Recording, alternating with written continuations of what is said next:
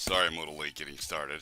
I ran into some issues uh, with with things confusing me.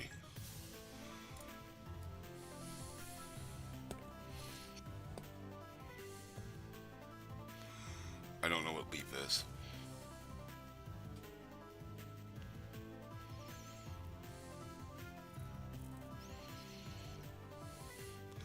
First, I need to fix a permission. I've got an oopsie here.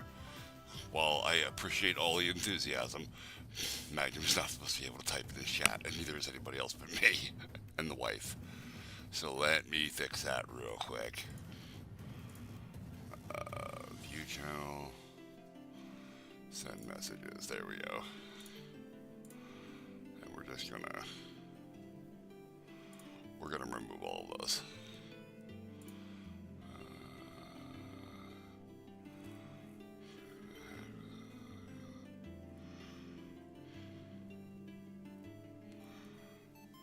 We're gonna just delete, delete, delete.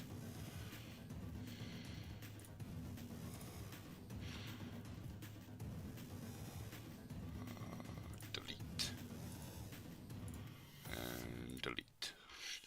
Okay. And we'll just throw the link back in here for everyone.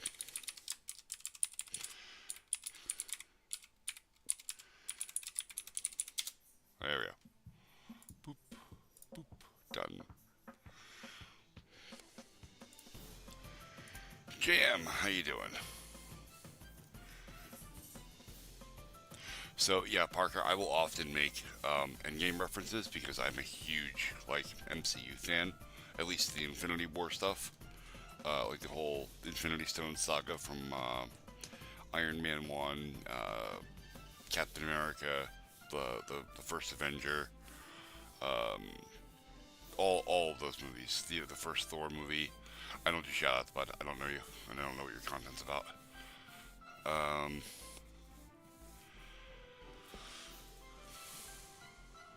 I don't do shout outs, man.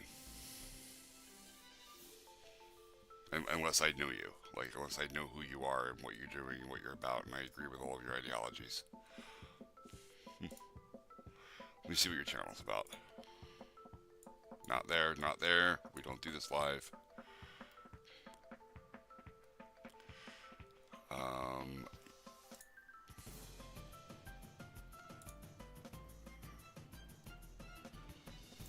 um, what do you do? Maybe if I had read your stuff here. Productions.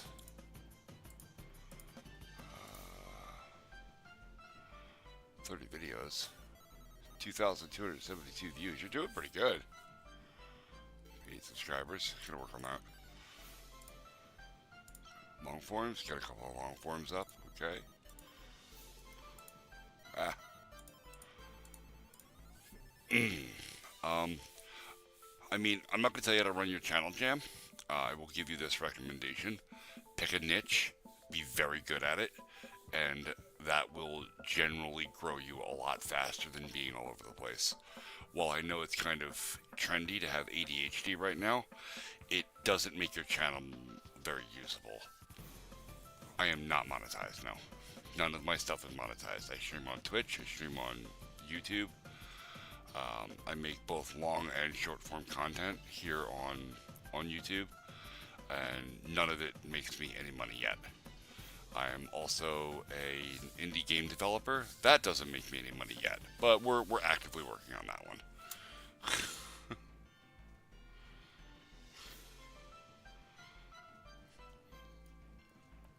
Okay, I missed a lot in chat. Jesus. A zombie game called They Are Coming. 2D 16-bit game. Oh, I'm intrigued. 16-bit 2D? Oh, I have to know about this. What is this? Oh, it's on Google Play. Trailer. is this? What is this fun stuff? Play. Oh, that's grim as hell.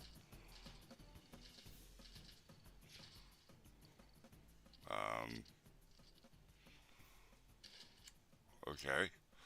We got the pump shotty.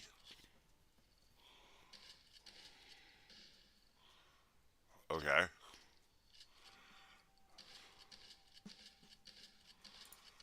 That feels really bad. Never mind. I'm sorry I looked at that.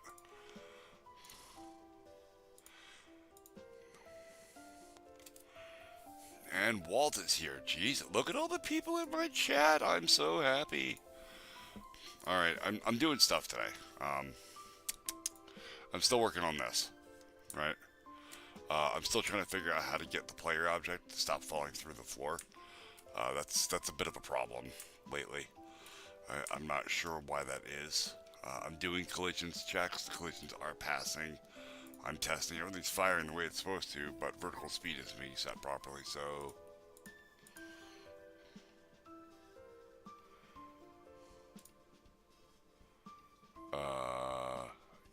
yeah, no, I don't do that.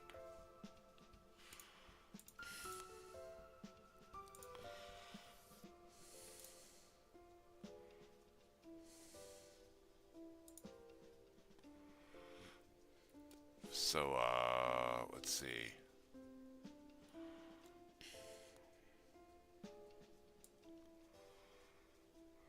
Did I miss anything else? Sorry. Oh, right, leap. What's leap? Was that explained? I was confused. Yeah, nobody ever told me what leap is. What's leap?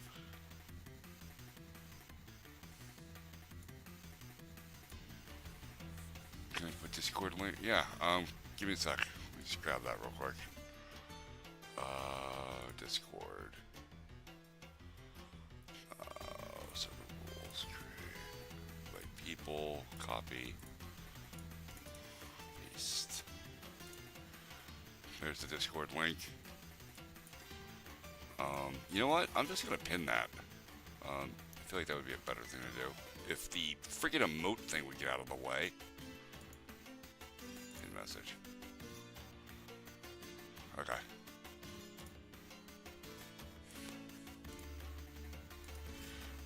If your legendary one-liners involve genocide to any degree, no, you cannot use those. You're gonna get me in trouble.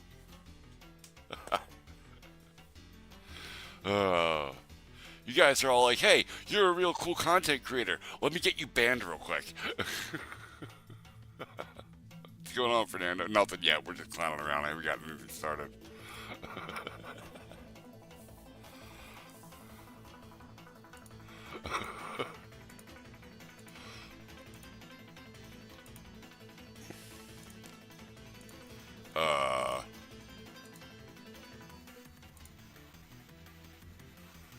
Jesus. Magnum, are you familiar with the content creator? The fat electrician. Hold on, I gotta deal with the baby.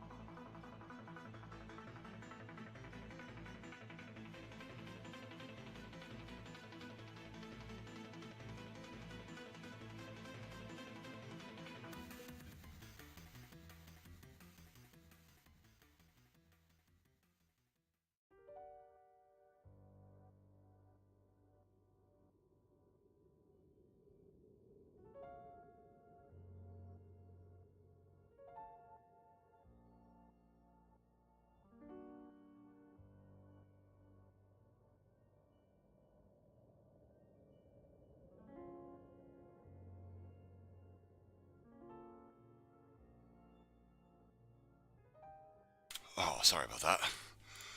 I I have a 4-year-old, and she woke up. She woke up and threw her blanket off the bed, and she was very upset. So,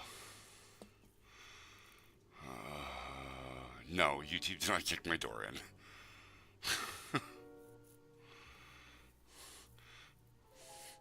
Hello there, inconspicuously named John Doe.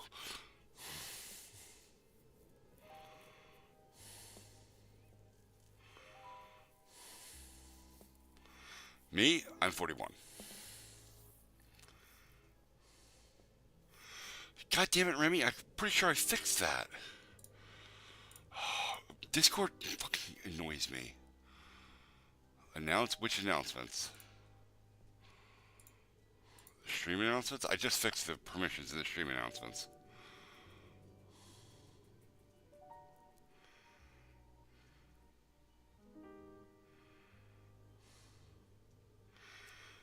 Oh, God. I'm gonna end up deleting all the fucking channels in Discord and just rebuilding it. It annoys me. Alright,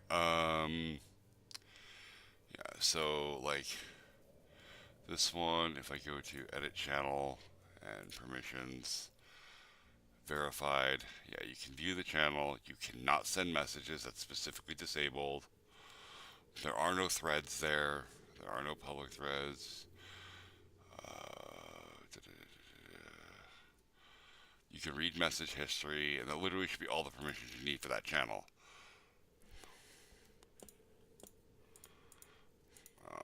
This one, you're supposed to be able to talk in.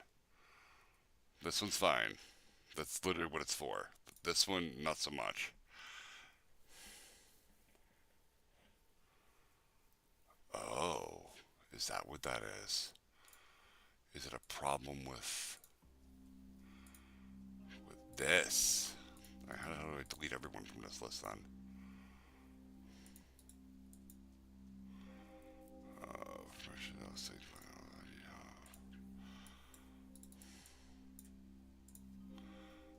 We'll just turn that off and send messages and read message history, save.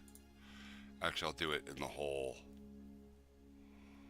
Wait, no, I can't do it in all because the server rules are here, and I need everyone to be able to read this page specifically. So, what up, Tundra? No, none of my children have a YouTube channel because none of my children are over 13.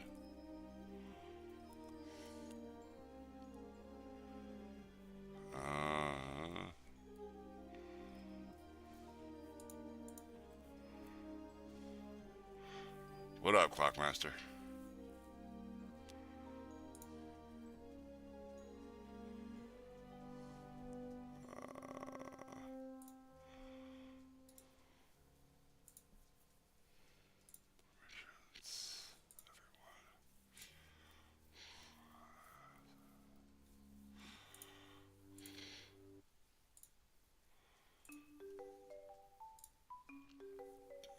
I want everyone to be able to view the channel and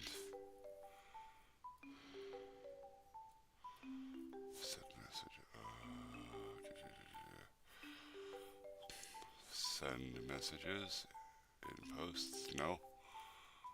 But read history. Yes. Okay. Save changes. That's that. And then social links. This is fine if everybody can read this. View channel. Not send messages. But read message history. Alright. That should fix that. Again, Aiden, I just went through this with Jam. I don't do shoutouts. I don't know you. I don't know what you're about. I don't know what you represent. I don't know what your ideologies are. I literally don't know anything about you.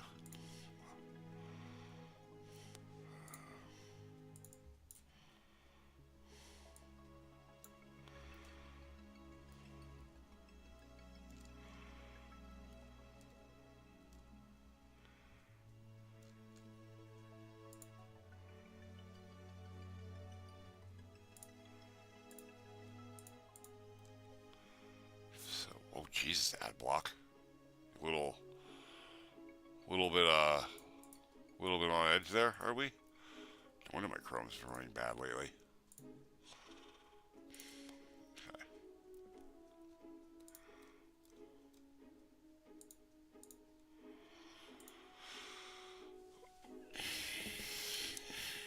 Focus on positive things, Magnum. Oop, did I just get the message? I think I did. Yep. I was actually just going to say that I don't have to work tomorrow, so I can stream a little bit later than usual. But I have to work tomorrow, so I can't. Hello there, Equiver? Is that how you say that? Am I saying that right?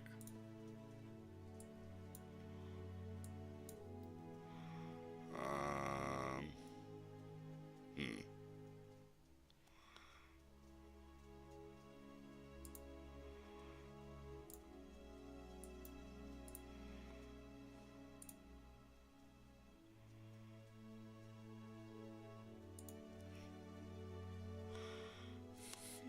Oh, Magnum, did you... I didn't see your response. Do you know what the fat electrician is?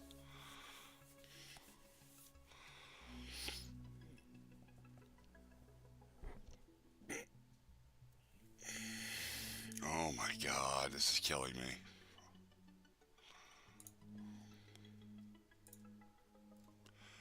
Uh, I want people to be able to comment on the individual posts, but not actually make posts in the game progress thing. No, no, no, not Larry the Cable Guy. Uh, YouTube. The fat electrician. This guy. Because of all the stuff you type, I think you might really enjoy him as a content creator. He talks about only military stuff for the most part, but his method of delivery is absolutely hilarious. Um, this guy is like the king of one-liners, by the way. He says some shit that makes me laugh all the time. As you can see, I'm a subscriber. I'm a big fan of his of some of his taglines, like "Yeetus Deletus," um, which is pretty much what you would call any mortar, just "Yeetus Deletus." It's Latin. Um, there's uh, uh, 1776 and 0. Back-to-back World War winners or World War champions. Um, um, he's very funny. You'll like him. So yeah.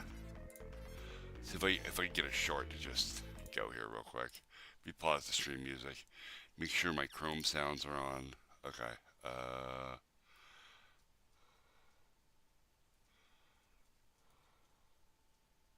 I think this is it.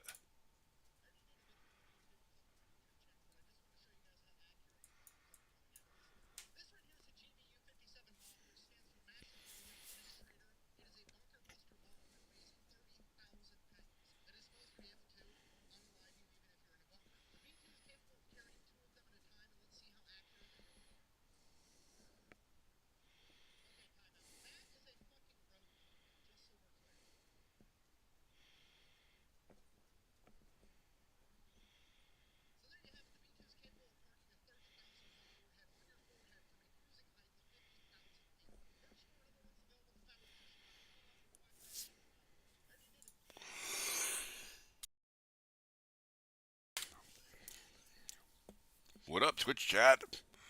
I got Chain Games over there with the Illuminati triangle. So anyway, this is the kind of content that the Fat Electrician puts out, and I highly recommend him if you like military history and you don't mind foul language. Aiden, why am I so mean sometimes? I'm not mean. I'm direct and I'm honest all the time.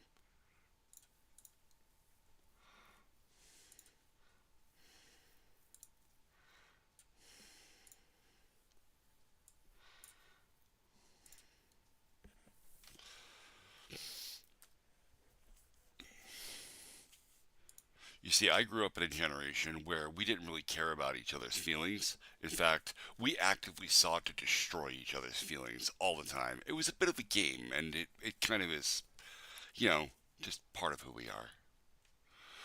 It's not a matter of being strict, it's a matter of being direct and honest.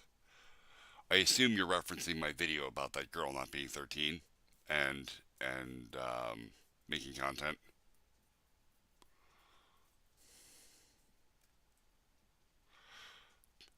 Magnum, I know why Valentine's Day is your favorite. Don't you dare. Jesus.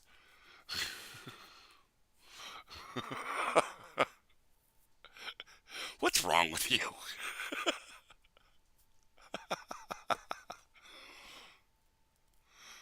I have not picked on any kids. I don't know what you're talking about.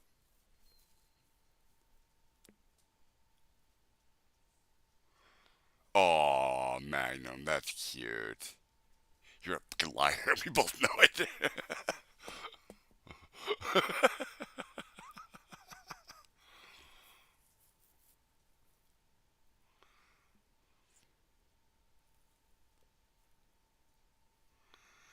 All right, I'm gonna have to rework like everything in Discord around that.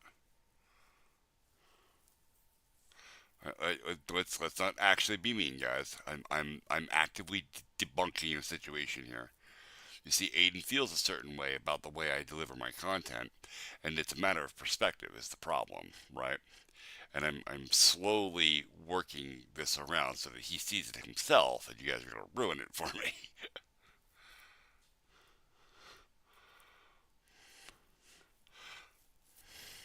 Remember, I have one rule all the time: don't be an asshole, because I'm better at it.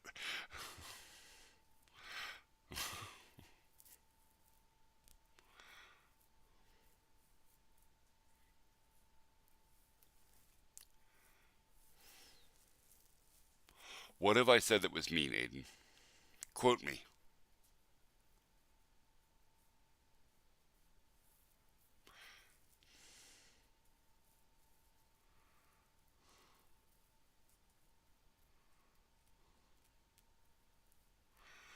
Dude, you're gonna have to. Dude, I have responded to literally thousands of messages in the last month. I don't know which one's yours. I really don't. I'm sorry. I wish I could. I wish I could remember all of the things. There's no way. Like, no.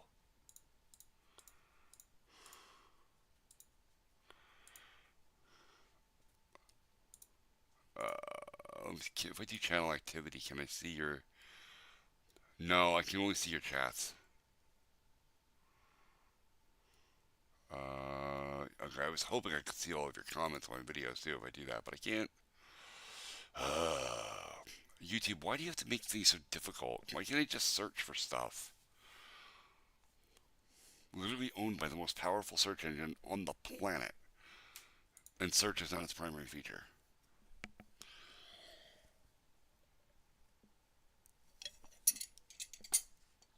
Oh,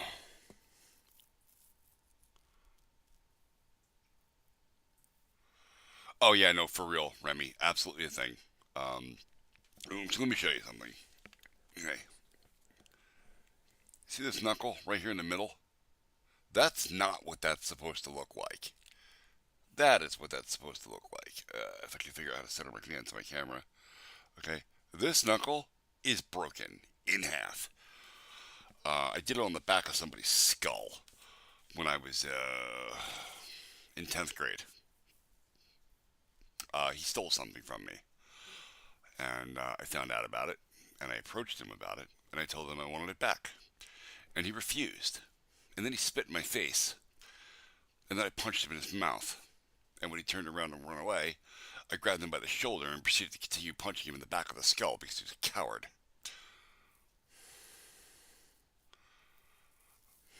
Where do I work? I work in scrap metal removal with a friend of mine. He owns his own business.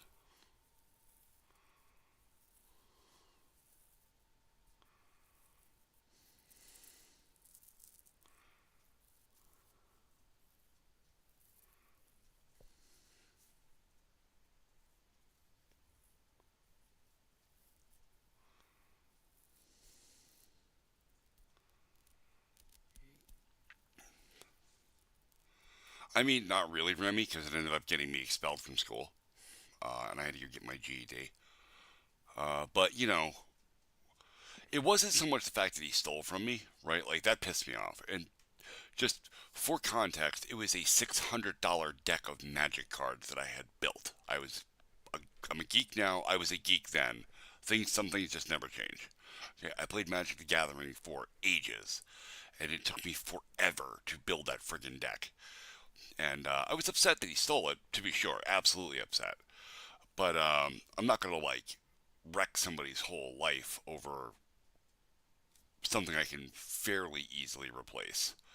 Okay, but when he spit in my face, that's a level of disrespect. It's a little over the line. I'm not gonna deal with that. So we started throwing hands. Take it easy, John. Though. Oh my God, another reference. I've been told I look like Chris Pratt. I look like Walter White, not Bryan Cranston General. Walter White, um, and Jay Schlatt apparently, and now Daryl. I did go to college. I went to ITT Tech, which is now not even a real college. They got discredited. So technically, no, I didn't go to college.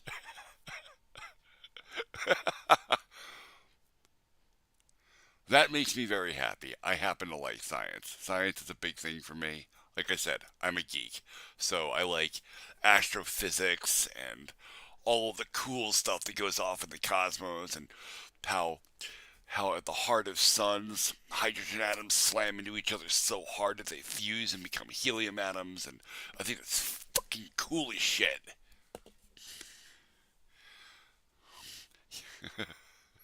I think you'll find, Magnum, that your humor is going to be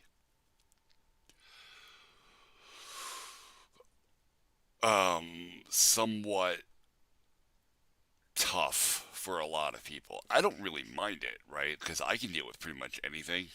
Um, it just I just have to be careful when I'm broadcasting.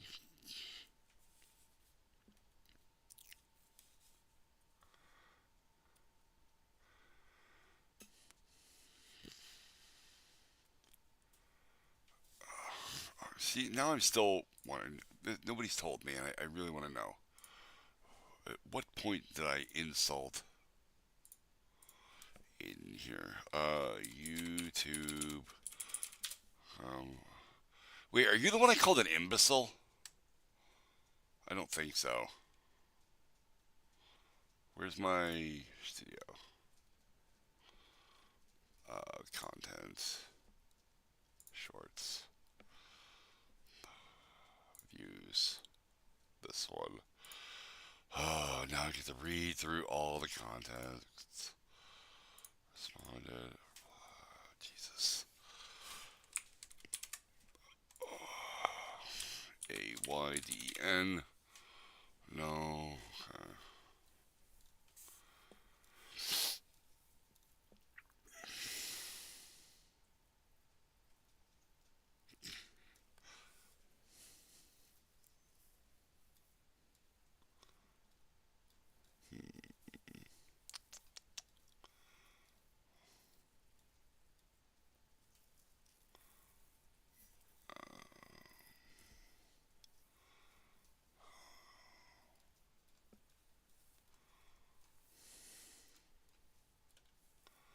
We're just gonna let that go so they fucking build the whole page.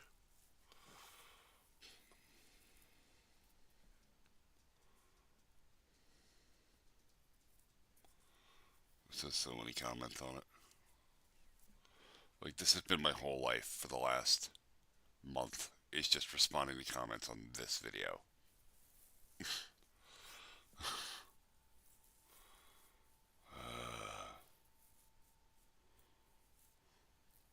Unfortunately, it's the first video a lot of people saw for me, and it is not really representative of my content because I want my content to primarily be somewhat educational, but at the very least intelligent. Even if it doesn't actually teach you something, kind of point out the obvious thing that everyone's missing. I'll provide common sense. And yeah, Oh, is that it? Is that all of it? Alright, Aiden, your name does not even come up anywhere in here in the search at all. You must be buried in sub comments or something somewhere. I'm so confused. This is too much work. I don't want to do this.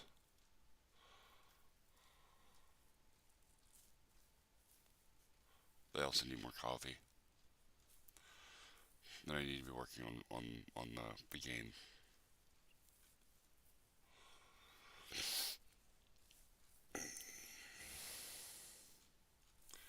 Are you still in chat, Aiden? Or am I talking to?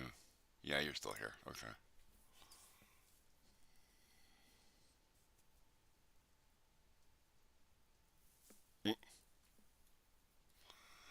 Yeah, this is another thing, right? The newer generations are doing.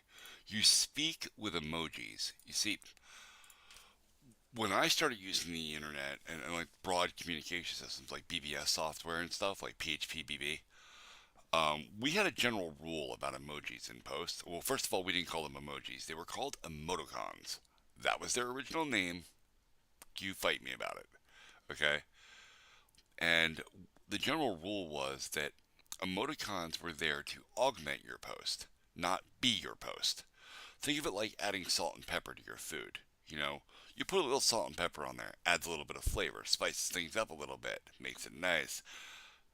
But you can't just eat a plate of salt and pepper. No, yes, emote, yeah, like emote icon, but it was spelled like that.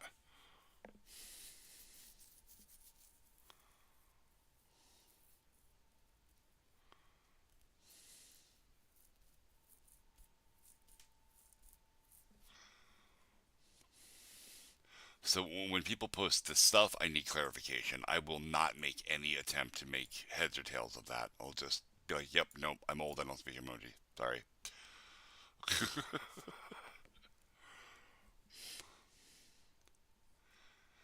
Him, I was kind of rude to, right? But I mean, he was kind of rude to me. So this was generally just stupid. So yeah, there we go. See, like just comeback after comeback. Don't be a butthole. I'm better at it. I've got literally 35 years of having a smart mouth to draw experience from. I could burn pretty much anybody anywhere. And like the bulk of the people in that have commented negative things on this particular post or this particular video fall in the realm of like Gen Z, maybe Gen Alpha, and I can always just throw in, you're the generation that thought it was a smart idea to swallow Tide Pods. Okay, like I can always fall back on that. Although it wasn't really Gen Alpha that did that. That was a millennial thing. A millennial and I think Gen Z to some degree.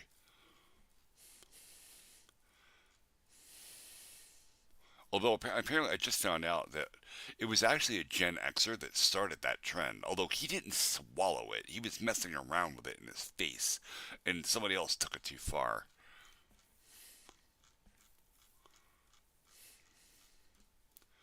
That's another thing I don't understand. Since we're posting toilets and heads in chat, the skibbity toilet thing. I've seen the video. Okay, it's a head in a toilet spinning around. I don't understand why this is content or why it's even remotely enjoyable. It looks to be like the dumbest shit I've ever seen in my life. Like, is it supposed to be dark humor? Is it just silly? Like, I don't understand the appeal.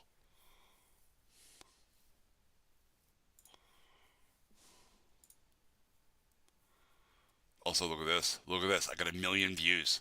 A million views since I started my channel a year ago.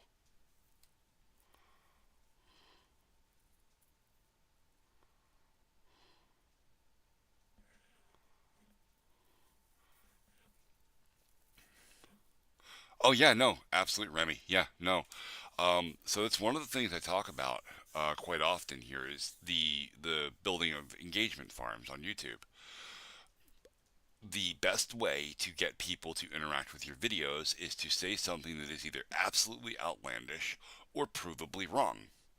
And you will have every smarty pants on the internet in your comments telling you how wrong you are. And that creates engagement because people cannot wait to show off. Look how smart I am. I can type the right answer.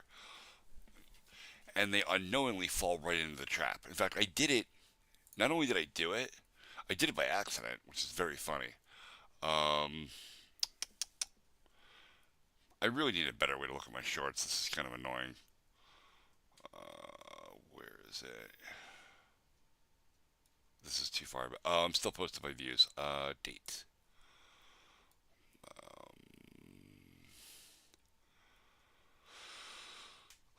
There's a video here where I talked about um, people creating engagement farms. This guy made a video that said only two words in the English language have e's back to back in them, and it's like meat and feet or something. And that's provably wrong, right? There's thousands of words in the English language that have two e's in them right side by side. But he did that for the purposes of looking stupid and for everyone to correct him. And that video has hundreds upon hundreds upon hundreds of comments on it. And while, yes, he looks like a moron, he also looks like a moron that's getting paid. So who's the moron?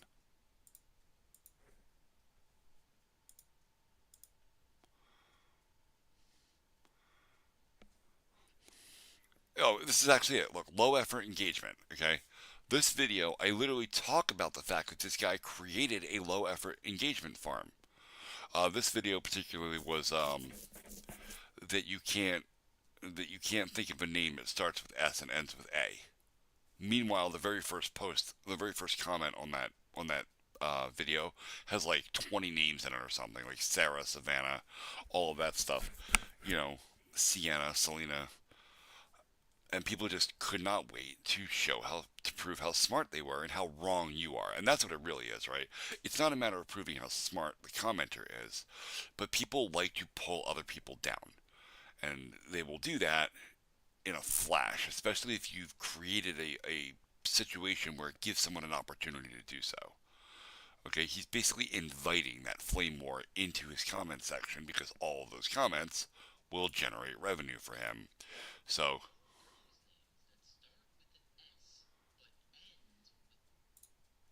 there are no girls' names that starts with an S and end with an A. Now this video's got 122 comments on it. We'll get back to that. Let's look at the original video. 136 comments, all of it just people showing him that he's wrong. Right?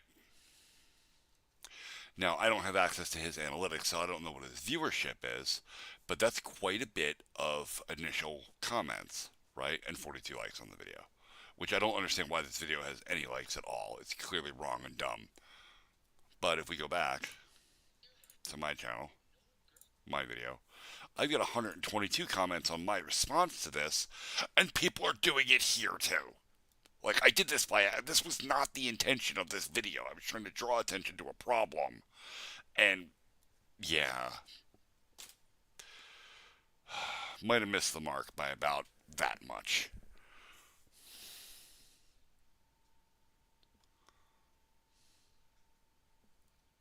On my video, oh yeah, actually, wow, actually, Jesus.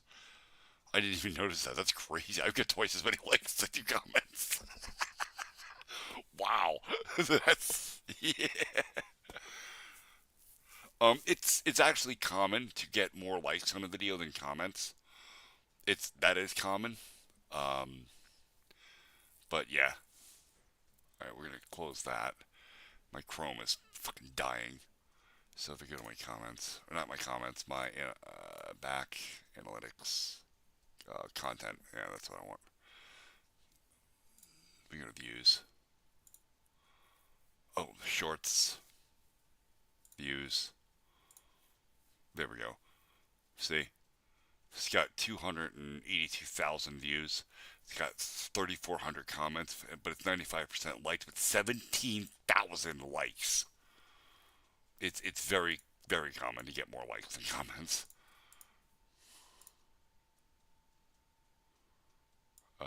You wonder what key commentaries on what topic? Let's see, channel activity. You're making me nervous, Magnum.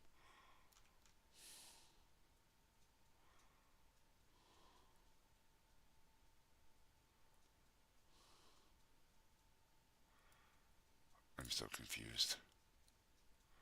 It's got to be about that deleted message that I didn't say.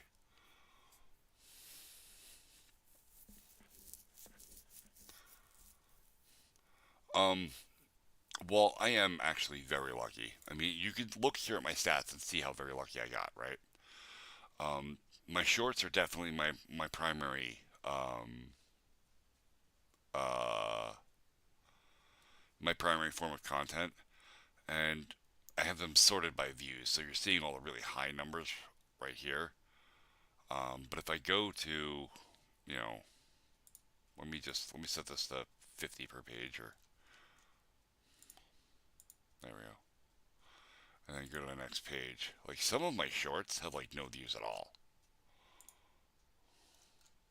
or not. Well, apparently, ever since I blew up, like a lot of people have been going back and viewing. There we go, 804. Um, and looking at some of my older content, and some of my stuff started to recycle.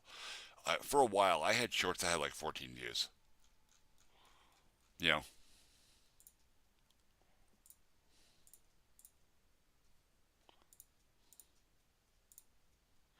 and then I got this one, which got 282,000 and still counting. Good analytics.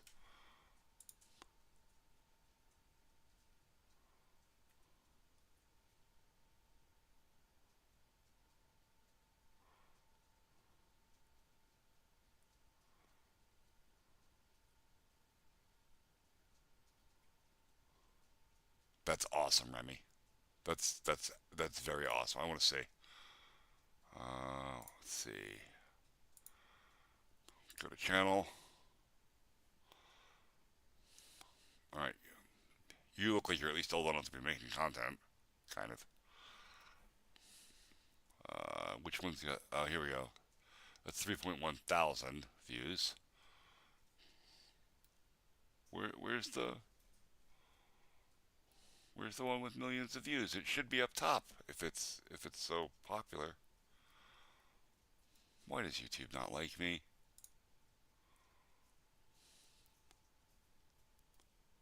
Or did you mean 3.1 thousand, not 3.1 million?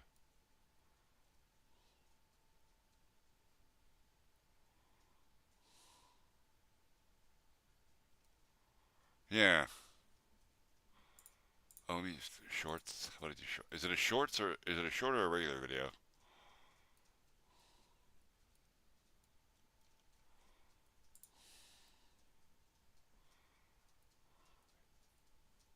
Well, it's not a long form. Okay.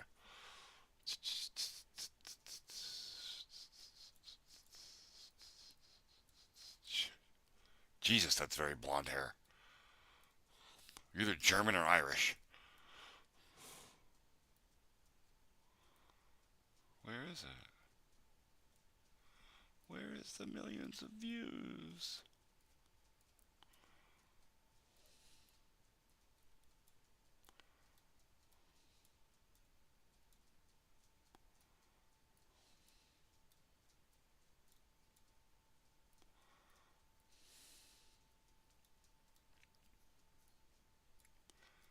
All right, enough of that, because I'm sure I'm going to find something I shouldn't find. Um, uh, I believe you, Remy. Join Discord. It's linked in the pinned comment or the pinned chat here, and just send me a DM with a link to the video or something.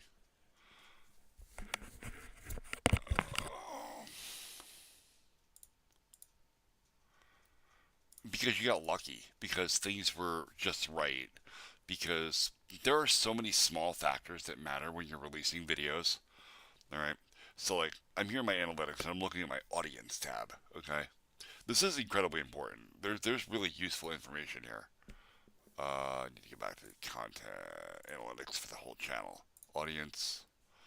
Okay, this graph right here is incredibly important. When you're releasing shorts, okay, when you put a short out, okay, you record it, you edit it if you do any editing or if you one shot like I do, whatever, okay, and you push it out. That video has about 2 hours to draw any attention to itself. If it does not draw attention, the algorithm just forgets it. Okay, so understanding this graph is important. These bright sections are where your user base is most likely to be online. Okay, that doesn't necessarily this literally means your viewers. Okay, people that watch your videos. All right, you want to release your videos about an hour before this gets really lit up. So on Sunday, I do better to release my videos between 8 and like 11 ish or so. And then when this ramps up, those videos are being watched by my prime watchers. That is likely to generate a lot of additional commentary, a lot of additional likes. And then when the YouTube algorithm sees that my video is being engaged with, it wants to promote it more to other people, not just my viewers. However, if you make content that is random, or if you make content that does not necessarily appeal to your general user base, you can ignore this data.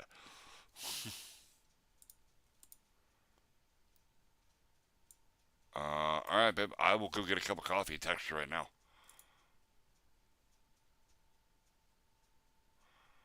Um, uh, Magnum, are you talking about your girlfriend?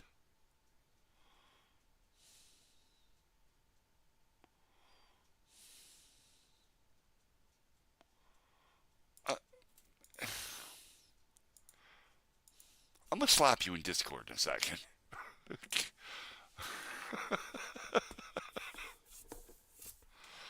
Oh.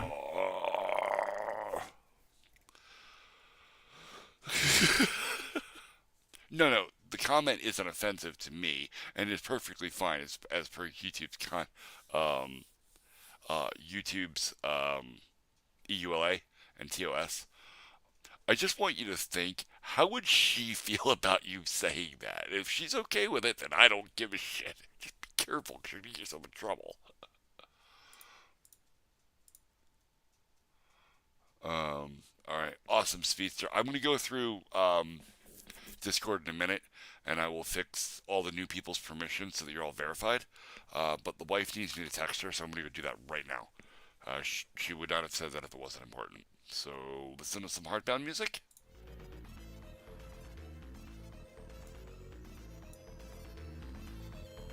And I will be right back.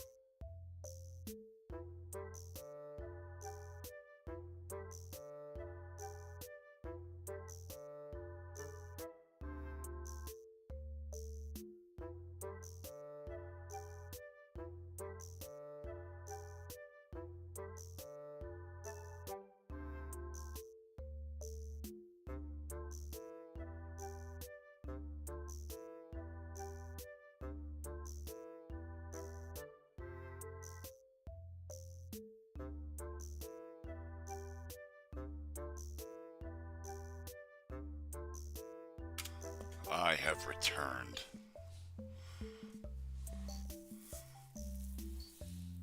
My thumb actually hurts from typing because I'm typing in Discord, I'm typing in text messages, I was typing in chat here, and I don't do my phone keyboard very well.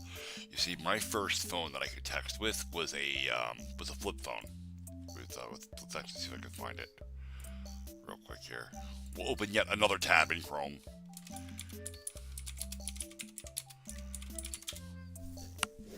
Yeah, it was one of these guys, pretty much. Not quite that one, but something very similar to that.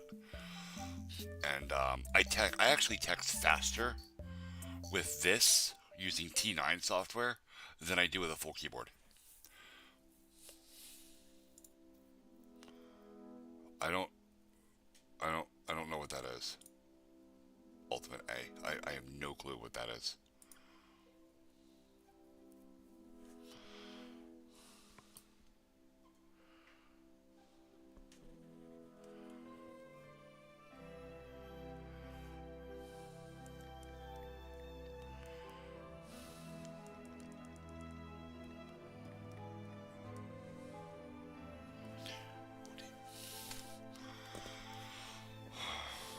All right, take it easy, bud.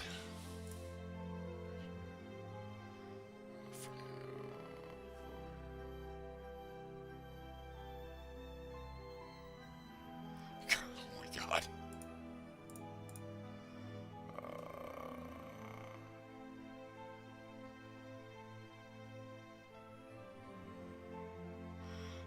Oh, okay, so it's like Notepad++, which is what I use for most things. Well, it depends, right? If I'm doing something where like I have to hack out a script, I'll use Notepad++. If I'm doing like local web development just to hack out a prototype or an idea, I'll use Notepad++. If I'm doing like a whole project scenario, like I'm writing Java or I'm writing C Sharp, Visual Studio or NetBeans all the way. Really? Or not?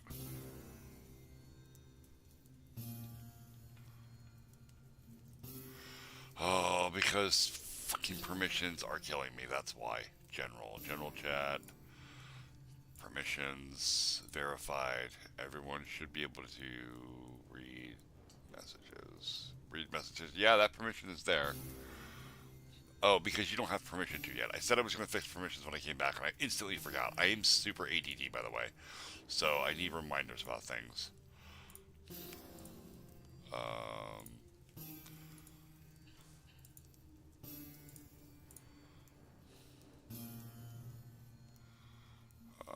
there we go. And the ticket tool doesn't get that. Okay.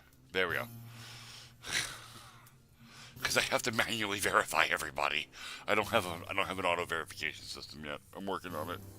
Kind of when I have time, which I don't have time to do anything anymore.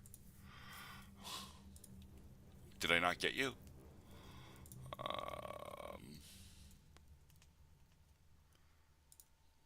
My name is Joe.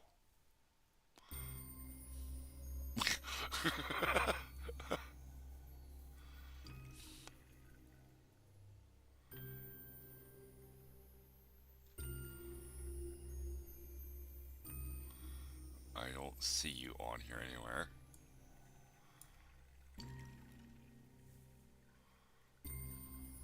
Oh, there's Remy. Remy needs permissions. He's verified. Sean is good. That's the wife. Oh, there we go. You are now verified. You're verified. You're verified. This is. You see, this is going to become a problem as I get more and more members. Like finding people. Oh, there we go. You need to be verified. Who are you? It's in streamer mode, so it's hiding all the names. We'll just verify them. It'll be fine. I verified. Why is that? Oh, Drevik is special. That's why. He's a pain in my ass.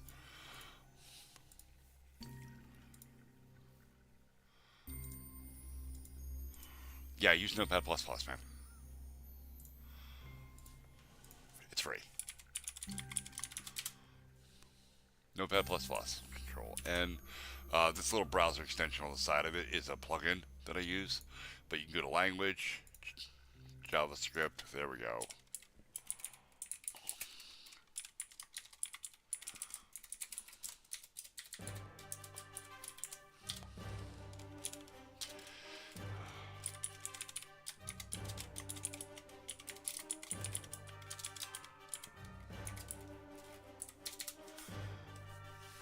All the stuff.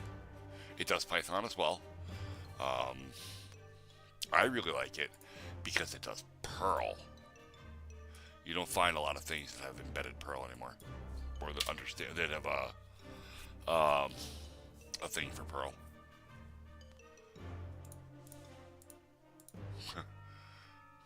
Thank you, Red Torso. Thank you. Oh my God. Oh, the paper eaters. Notepad++ is easily one of the best tools I ever got. It is great for just hacking shit out quick. It also does Lua, which I use for writing like computer craft scripts for Minecraft. It does support Java, but I don't use that. I use either Eclipse or IntelliJ. It's got native support for JSON, so you can do like object files and stuff for if you're reading or writing serialization stuff. It does PHP. Not that you should ever use PHP, but if you should be in the unfortunate situation where you have to work on something in PHP, there's a solution there. PowerShell, our Ruby, Rust, shell scripts. That's Linux shell scripts, by the way. That's Bash shell, not Windows shell. SQL, which is super handy because SQL is not complicated, but it's a really finicky language. TCL, I don't think anybody in chat is going to be using TCL anytime soon. TypeScript, if you're into that. And all TypeScript is just JavaScript with types. VB, XML, and YAML. If you're doing like Minecraft servers where you have to edit the configuration files that are in YAML, if you're doing like Spigot server or one of the other plugin architectures, I'm pretty sure their configs are still all YAML, works.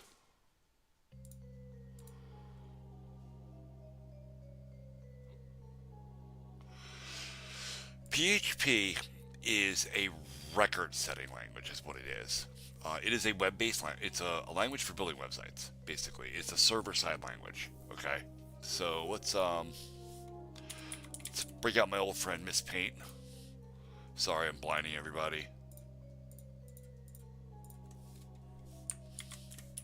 Okay, so if you know anything about web design, right? You know you have the client, right? That's the web browser. So we'll make our little web browser. Wow, that line was terrible. Let's try that again. Nice and straight. Okay, and then you have the server. Okay, which I'm just gonna put a big A in here because the server for me is always Apache. Okay.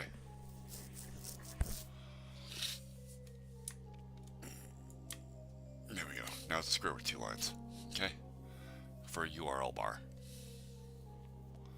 Alright, so JavaScript runs here on the browser with the HTML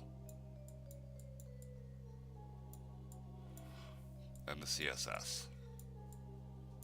Also, we'll put a /TS because TypeScript technically runs here too. Okay? Now, on the server side of things, okay, there is the actual web server daemon. That's usually Apache. and that's in charge of getting the files that the browser asks for. Okay, so we'll just say index because that's usually the first page of a website. Okay, and Apache will go and get that file. Okay, we'll just put REQ for the requested file. Okay, and then anything else that this references. So the requested file is index.html. It's going to go fetch that, and then any links or basically anything with an href in it that is like an active thing, like style sheets, script files, stuff like that. The browser is going to sub-request those, and Apache will serve them all up as well as part of the request. The generation of this data, however, can be done automatically and dynamically through server-side scripting languages. I use Perl for that, but you can use PHP, ASP, JSP, Ruby on Rails,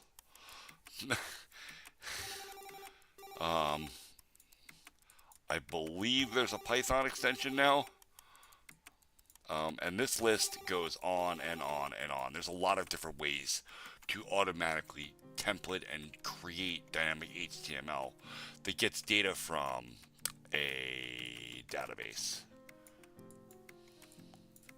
Like I said, I use Perl to do this because Perl is my favorite language ever. It's the first one I really learned to a degree of mastery, and it's kind of my fallback when I just need to make something work. PHP came after Perl, but PHP had a lot of problems when it first came out. PHP had serious security issues with the language itself and its interpreter regarding things like register globals, which, if you know anything about like URL hacking, you could get a database dump just by typing the right URL in. And it would look something like, where's my notepad? So if a site had like an SQL injection vulnerability, your URL might look like this.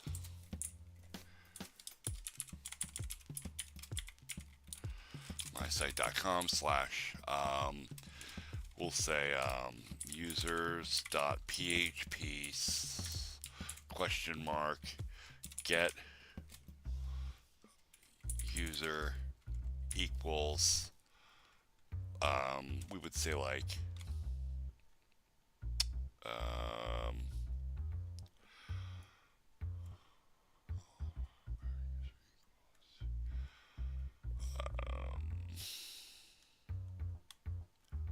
backtick,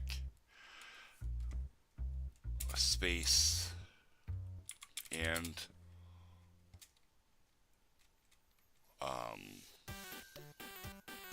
one. No, I'm sorry, not and, or one.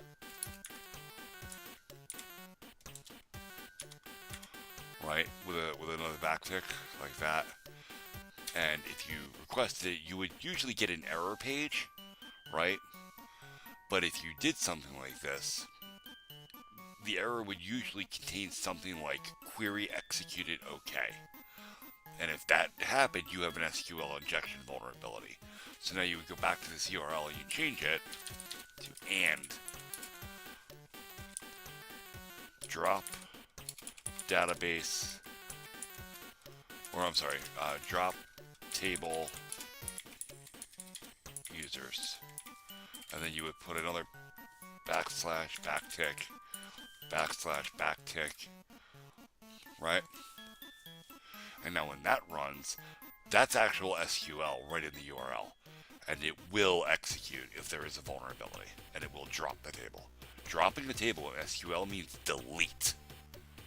Not delete the contents of, delete the entire entity, and therefore also the contents of. Okay? That's a little bit more malicious. You could also say, and select all from users, right? and that would dump the entire user database. How you get it formatted on the web page might be a little tricky. There's none of the attacks are ever really perfect, but you could effectively extract all of the data from a user database that way to include passwords if they're not encrypted. This was a serious issue with PHP. And that's only one of many vulnerabilities that PHP had. So I don't have that problem with Perl. It's a non-issue because I use a series of libraries that are specifically designed to guard against that kind of behavior. Not to mention I do my own checking in my code to look for SQL injection attacks. So just one of those things. My favorite programming language is most definitely Perl. Without a doubt. Unfortunately, you can't use Perl to make games. Like, you can, but they're not going to be very good. And they're not going to be very efficient, and they're going to be very difficult to install. Unless I make, like, web-based games. But even then, you're not really using Perl for the game. You'd probably be using JavaScript with an HTML5 canvas. And you could just be using Perl as an abstraction to serve data.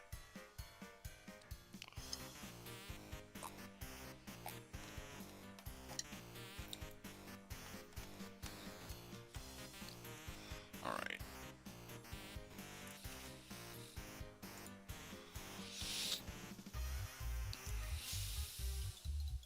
I do like C#. C++ is something I have not gotten into yet, but I really want to. So I can use it with Godot, and so I can use it with Unreal.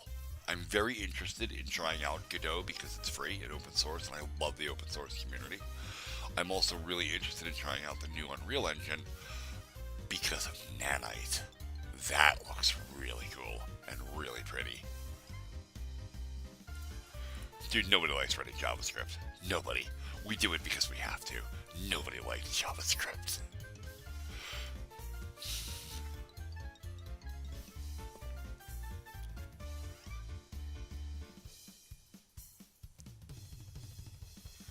I do have bots. I just don't have the right ones yet. Let's see. Where is it? Here we go. I got the ticket tool. That's a bot. Well, it's an app. And I have my coffee bot. This is just for my coffee though. It's just when basically if a person donates money on my coffee, they will get this donator role. It doesn't actually do anything for you. It doesn't add any special permissions to the server. It just gives you a little tag. That's all. It's a if you want to, you can thing. Java. I have a love-hate relationship with Java. Java is an immensely powerful language. It's great because it's so multi-platform. Cross-platform isn't even the word for it anymore. Java runs on every goddamn thing.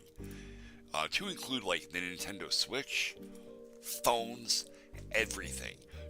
Java is incredibly versatile, but the fucking namespaces just go forever. It doesn't manage memory worth a shit.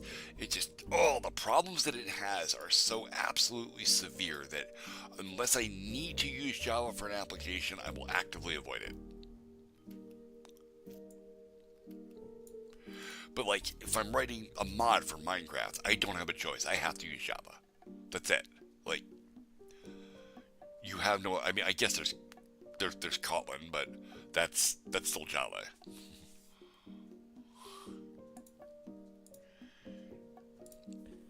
Java and C#. If you already know C#, Java will come very easy to you. They are functionally, C# literally is Microsoft's response to Java. It uses the same syntax. It's a lot. No, don't learn Lua. Lua's not even a real language.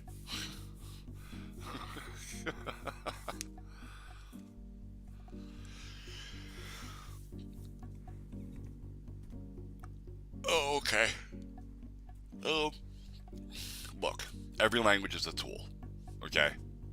The more tools you put in your toolbox, the more versatile you are. There's no harm in learning them. Real talk. I like to make fun of a lot of languages because I'm a geek and I can. But at the end of the day, every language is a tool, and every tool in your toolbox gives you more capability. So if you have an interest and you want to learn Java, sit down and learn it. Give yourself a small project and learn the bits that you need to learn to bring that project to life. If it's a Minecraft mod, if it's a, it doesn't matter. If you want to learn Lua, you want to make mods for Factorio or for um, World of Warcraft, then do that. Absolutely do that. Make stuff, doesn't matter how, and through making stuff, you will learn all sorts of cool shit.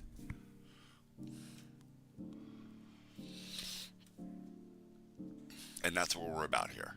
We're about learning. Like, I'm doing a thing right here. I'm learning. I'm learning the physics engine of Gamemaker, right? I've kind of got it working a little bit, but it's not quite there. The collisions aren't doing what I think they need to be doing, or things aren't being set properly. I'm not entirely sure. But I have this code here, which Gamemaker language looks a lot like JavaScript. In fact, it's pretty much JavaScript with more commands. Um, I do a test to see if there's a collision with the tile layer, and if there is a collision, I check here. Then I'm supposed to set vertical speed to 0 so that my player stops falling. And that doesn't happen. It just keeps falling anyway. It falls right through the floor. It's very annoying. I don't know why that's happening, and I know the collision check is passing because I have this debug statement in it, and it prints, hit floor, hit floor, hit floor, hit floor. Like, that's working, but the V speed setting isn't actually changing anything, and I'm not entirely sure why yet. And I think it's because V speed and gravity are fighting with each other. I think, but I'm not entirely sure.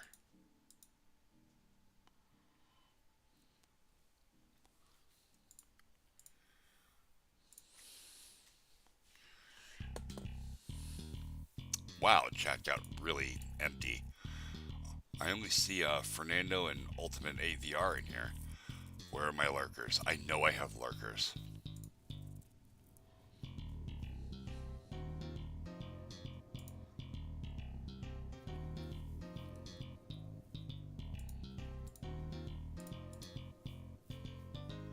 Nah, I had one guy on Twitch. He didn't last long though.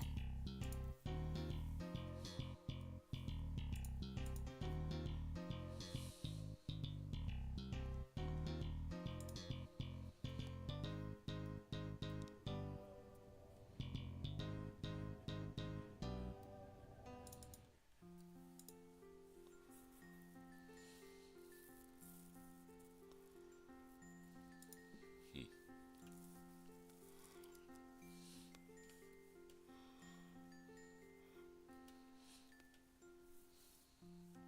So like here, I do. This is the step event. So this code runs every frame of the game.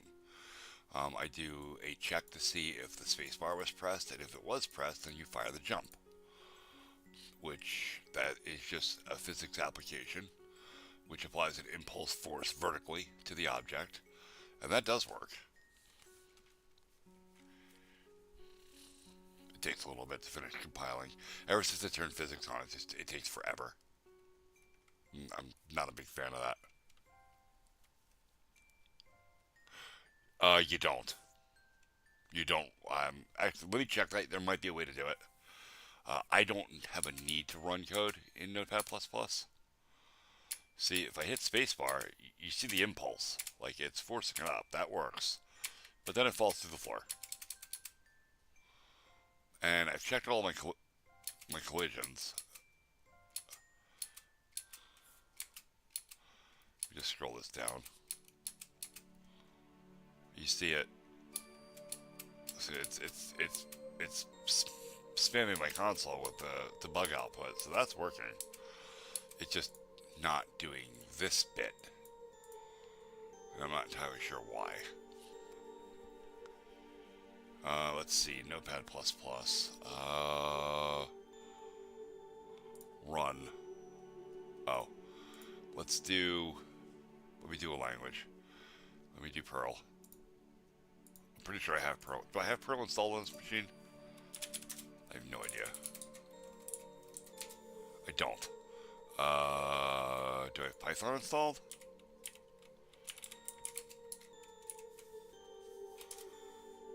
No. Wait, it's not Python, it's Pi, isn't it? Yeah, it's Pi. Okay. Ooh.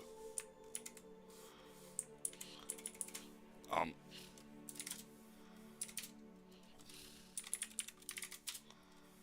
There. Alright, so if I set this to Python,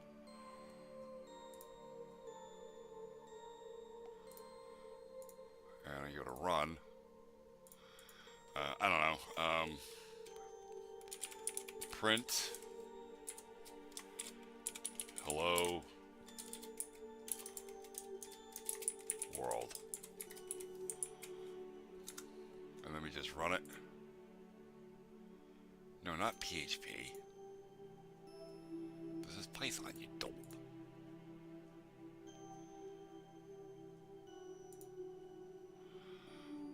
The program to run. Pi. Run. Alright, that didn't work. You probably have to put the command line in there. What is it? What is the thing to inject friggin',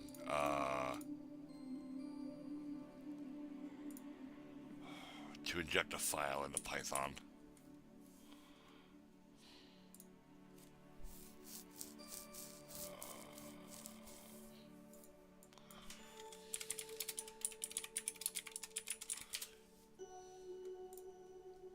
No, not that. Why am I using Bing? Jesus Christ.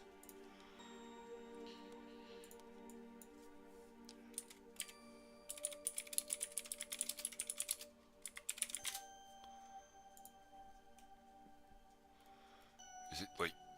Oh my god. No, I don't disable my ad blocker for anybody. Eat my ass.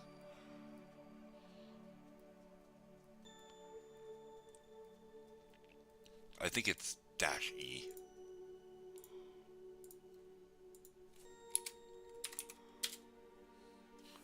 Or -C.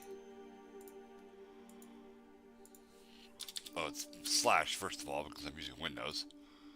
No? No.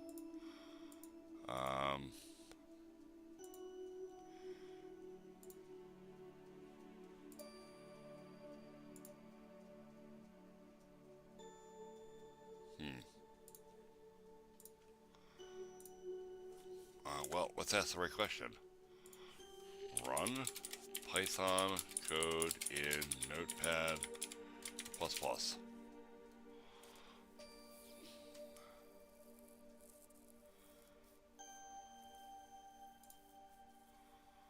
to run, type in save.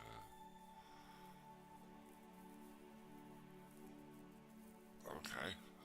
Apparently this, all I have to do is run, go to here,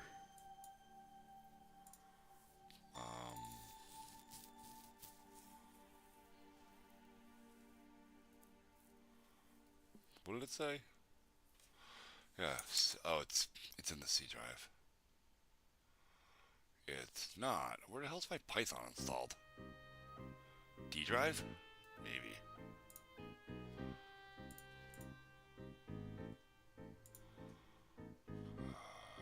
No?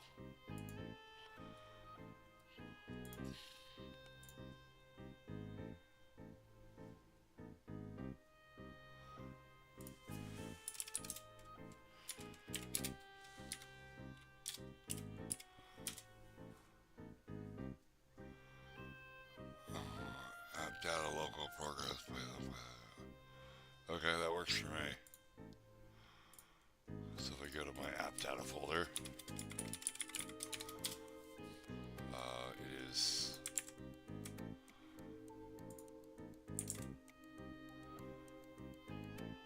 app data local.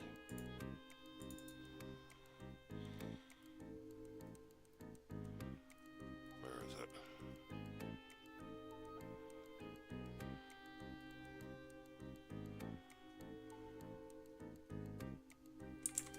Seriously? Cool. Oh, it's other programs. Yep, Python.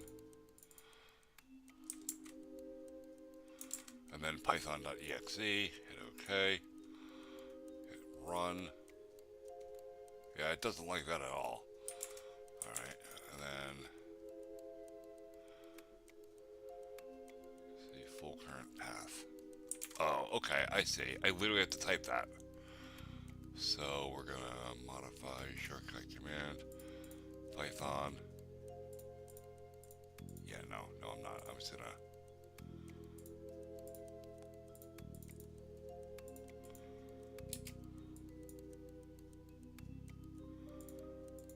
Oh, this is for. I see.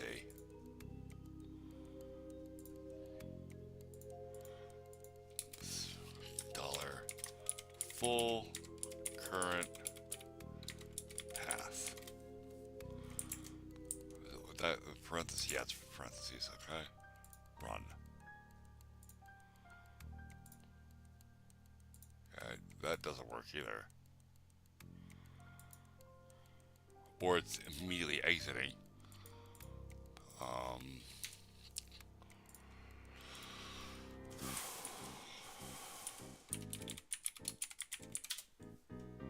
Sleep.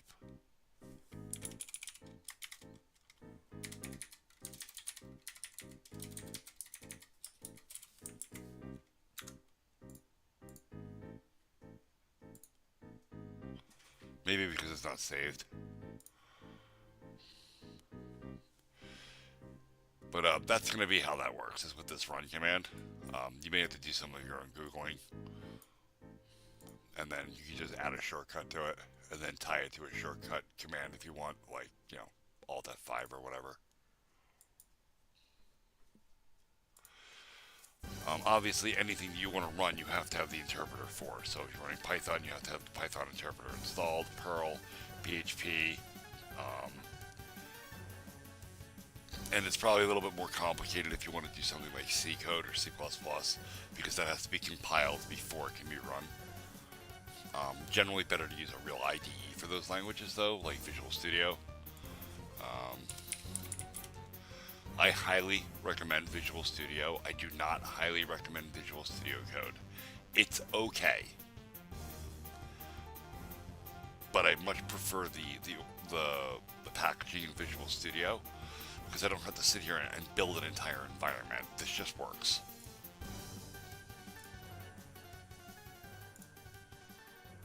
Close that. Okay.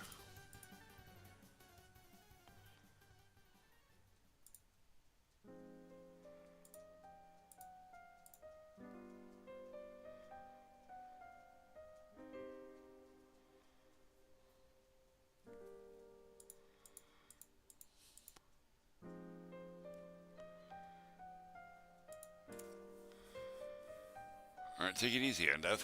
You have yourself a good night, bud. Yeah, I don't care for VS Code.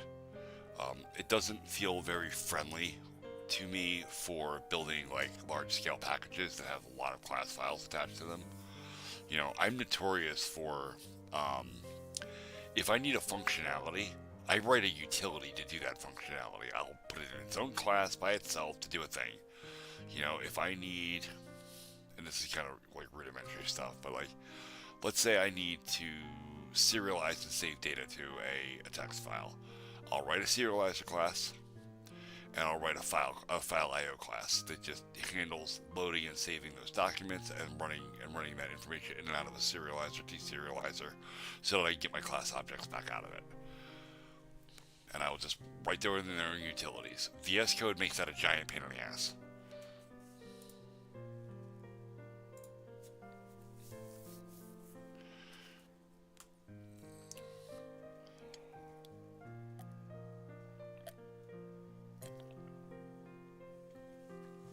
Okay. We're gonna show debug message v speed. That's what I want to say. Okay.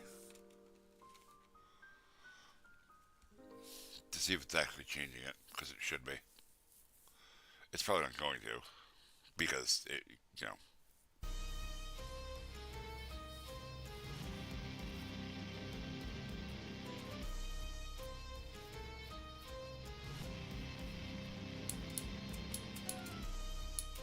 Oh, neat. It's telling me V-speed is 0 all the time. Well, that's a problem. Okay. Oh, okay. Well, that would be why it wasn't working.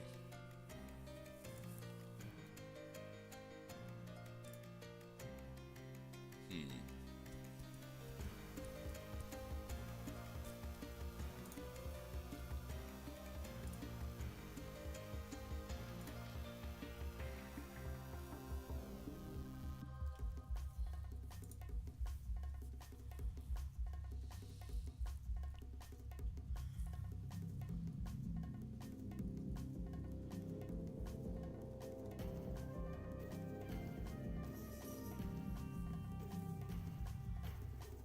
You you did what?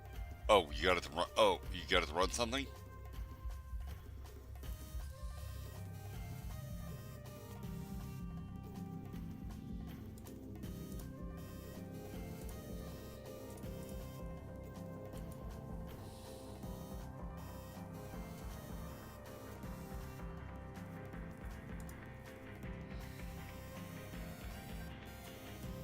Oh, you used a go-to. Is that what you're saying? Oh, NPP exact. What the hell's that?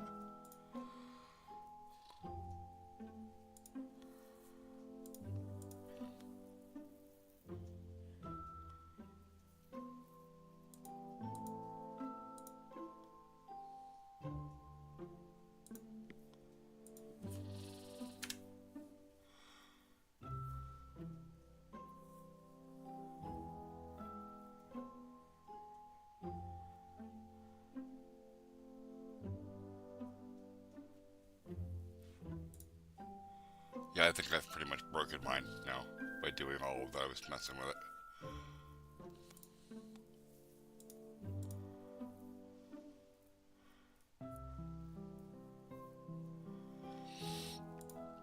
Cool. I'm glad.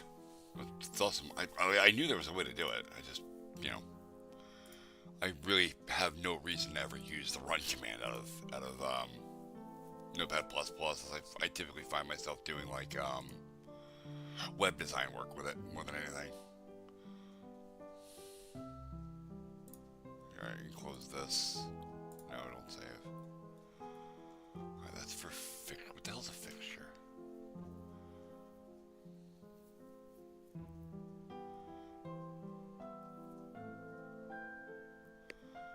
Oh. Okay.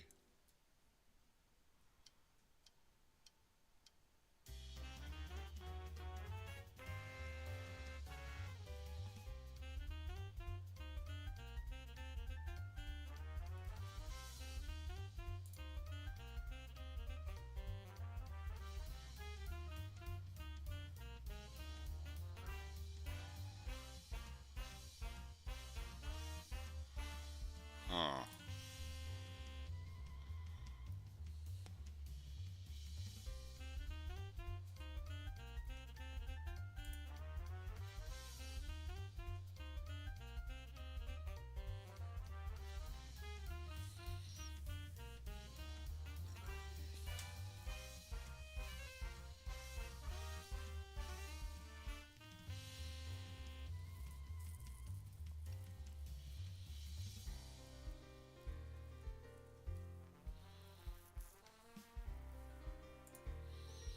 I'm gonna have to watch a video on this, I think, because this is pretty complicated. Which I'm not gonna do right now, obviously. Collision group. Oh, it has groups. That's nice.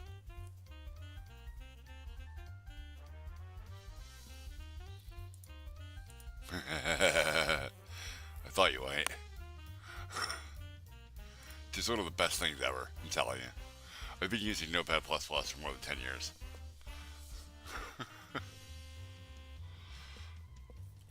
And Vi. I use Vim quite a bit. Please tell me you know what Vim is.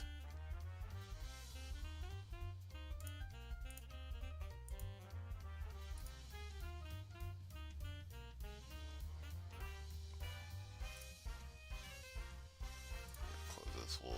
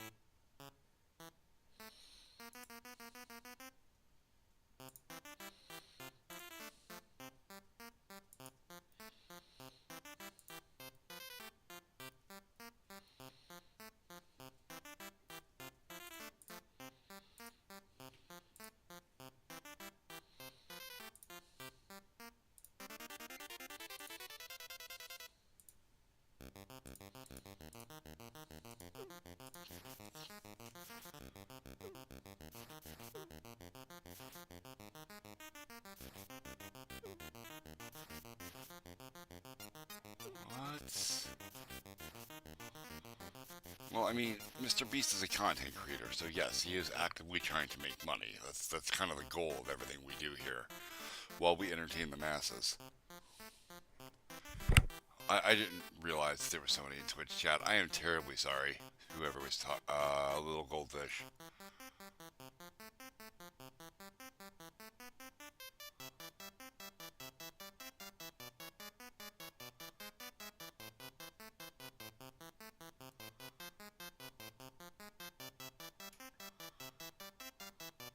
Uh, I'm gonna recommend against that. Sure, he's a good person.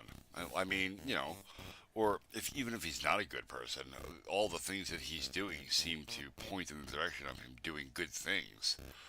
Right? It's not really a matter of his personality so much, which is when you say someone's a good person, you're directly referencing their who they are as a human being, and it's their personality, not their actions. His actions would dictate that he is doing good things. You know, um, he is doing those things with the advantage of the fact that he is actively making money too, which is a good thing. You know, because the man needs to be able to survive while he's continuing to putting on this show.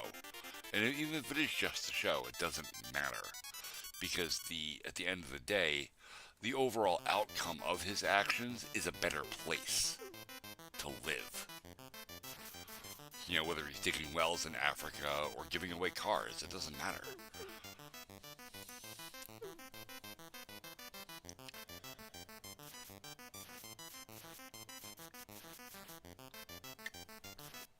I don't know Jimmy. I don't know that man at all. I don't know anything about him as a human being, and therefore I'm not qualified to comment on his personality. But I've seen what he does, and that's pretty cool.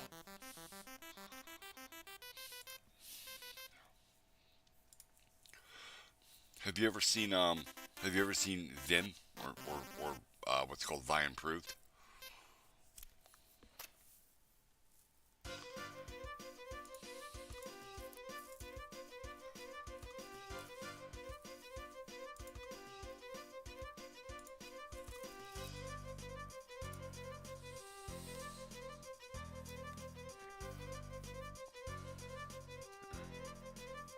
This is ready for a loop.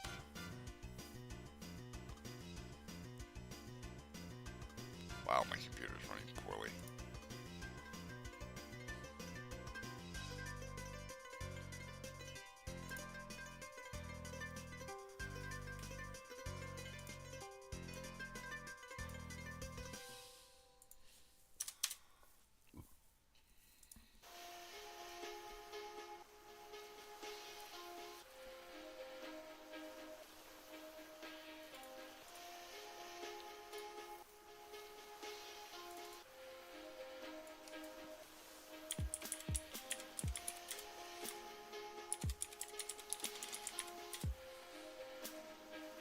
That's not my password.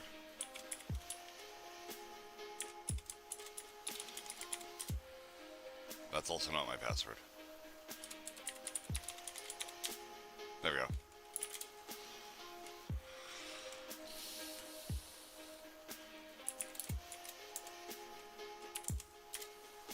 So, this is Vi. It is a command line text editor. No mouse support. It's all arrow keys and shortcut commands on the keyboard to move around. I'm not the best at using Vi. Absolutely one of the best content creators I've ever seen use Vi or Vim is or NeoVim is the Primogen. That dude is ridiculous.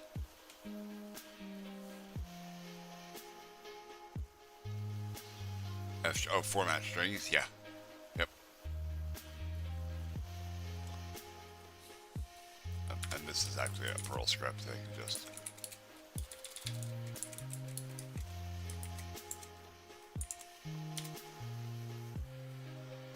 And it just prints all of my adding locations.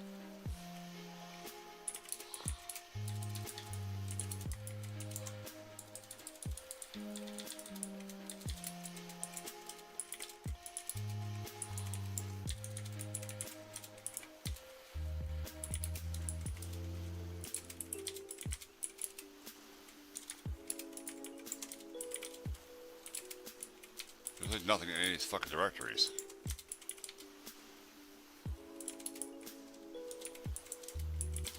There we go.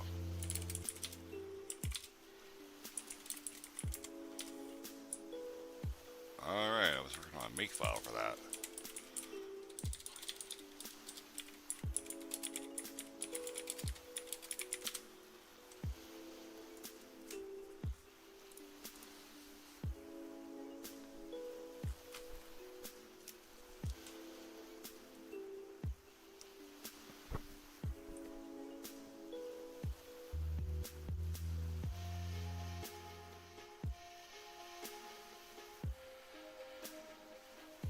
Oh no.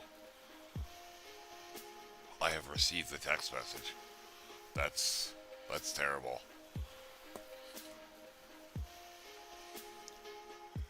You added secret error codes. I'm having trouble understanding.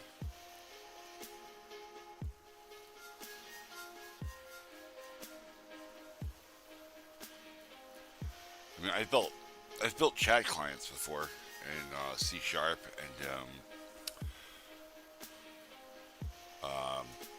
I did one using Perl, and on the client side I had an Ajax updater running through jQuery.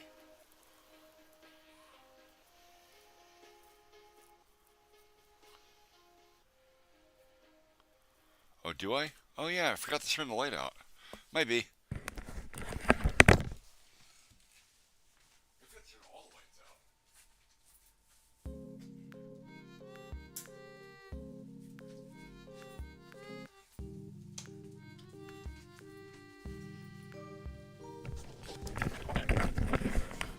Thank you, sweetheart.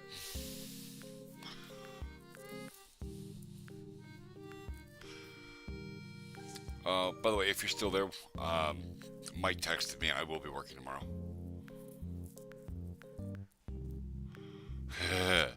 She calls the light in the middle of our living room here, right? When I forget to turn it out, it shines through my green screen, and it looks like I have giant lightning bug testicles above my head.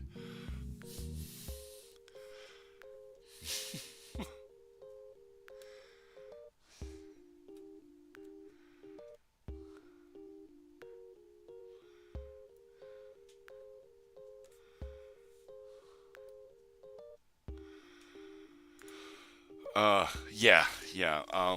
Yesterday, or when I got off work today, we didn't really have anything lined up for tomorrow, but we were supposed to, right? Because we were waiting for Johnny to get back to him, and I guess Johnny texted him really late in the day, so we got to clean out what we're gonna do.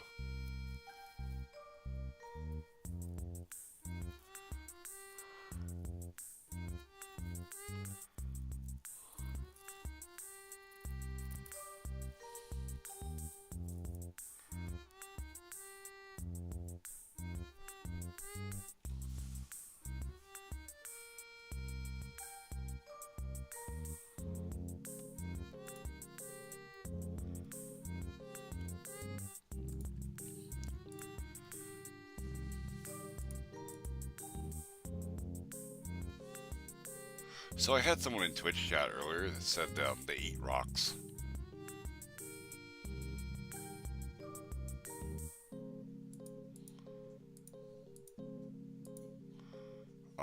To hell? To the gun show?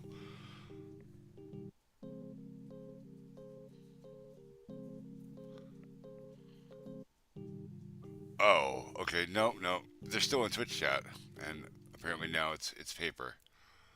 Okay, I'm very confused. I have a hard time following chat.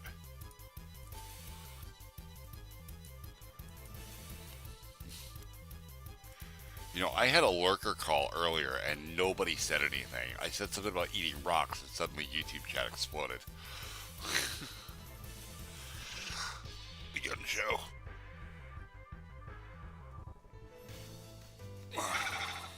Hurting my shoulders. A little bit of bursitis there kicking in.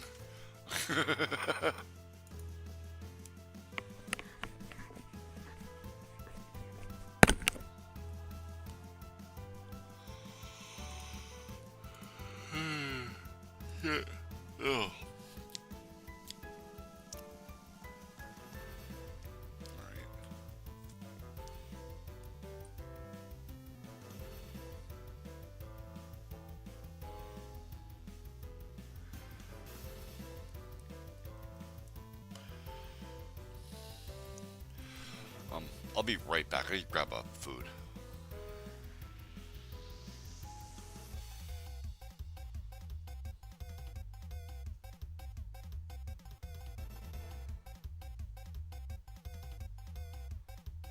Oh, you do like a string match then.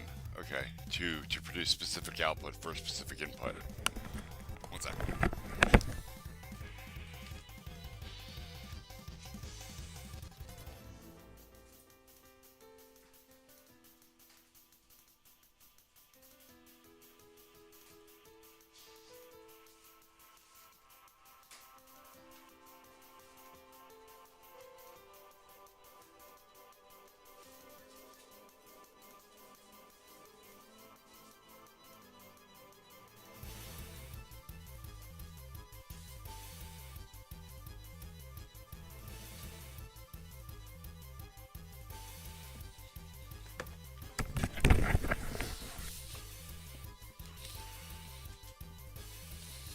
Alright, I'm gonna mute my mic because I'm chewing, and I'm sure nobody wants to hear that.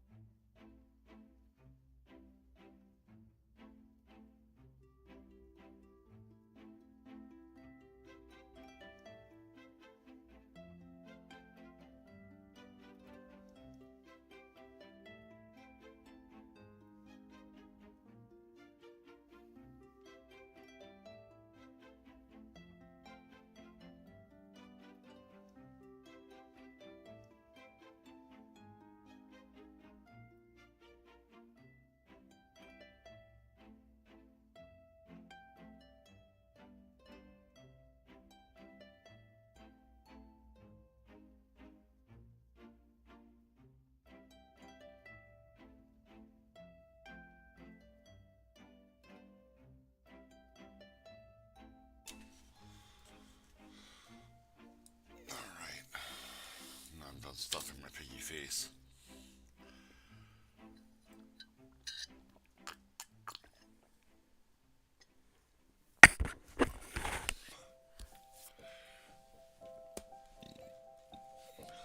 You mentioned earlier that you working on a chat like thing or chat box.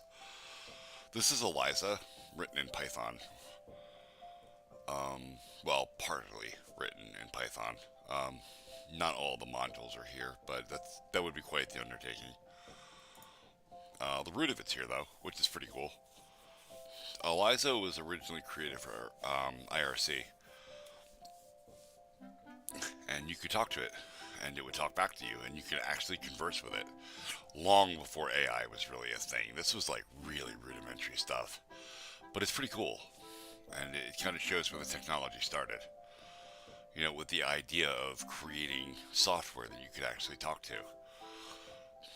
I have re-implemented this in Perl once. That was way more work than I ever want to go through again. Um, this is obviously there's pretty much every language has a version of this. Eliza in Ruby. There it is. Eliza in Ruby. Oh shit. With a Docker file and everything. Goddamn. They're not fucking around.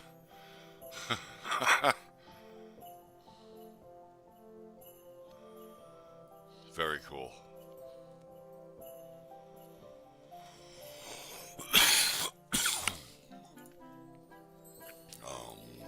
Eliza in Perl. This should be a chatbot Eliza. Yep, this is very cool. No, I need my dark reader. Jesus. There we go. This is I didn't write this module. This is very cool. This is a whole library implementation of it, which is nice. Very neat shit. But this was like the first implementation of like those customer service things that pop up in the corner of screens. When those first started coming out, they were powered by Eliza.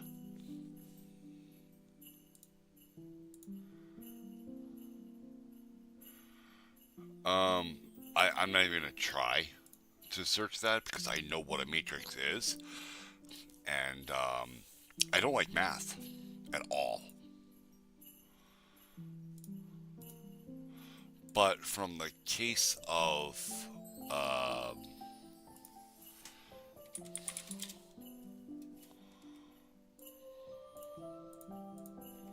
let's just do this. Control A, delete. Okay. All a matrix is just a group of numbers. So you have a number, a number, a number, a number. We'll do 5 numbers across, and 5 numbers down. Who joined? Hello, thank you for joining the community.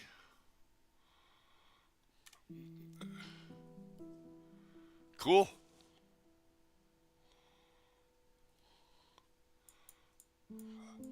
So we'll fill in all of our imaginary numbers, right, in the matrix. And this has got 25 values in it total. 5 times 5 is 25. Right? So all this really is, pragmatically, is an array of arrays. That's all it is. It seems like it's this complicated thing. It's like, oh my god, all of these numbers. How do you deal with all of those numbers? It's an array of arrays. So we go, and actually there are math libraries for most programming languages specifically designed to deal with matrices. But I'll tell you what, if you can ever write a good math library that can do matrices very quickly, you'll definitely have something there. Because pretty much every math library for them sucks. New. So, if I was going to do this, let's do this in JavaScript because that's a pretty uniform language for everybody to use. So we're going to say var matrix A equals 1, 2, 3, 4, 5, 6, 7, 8, 9, 10. Those need to be commas. Okay. We'll do this. And that'll be my matrix. Okay, then I can say var matrix B equals an array of arrays. So we'll say again 1, 2, 3, 4, 5, 6, 7, 8, 9, 10.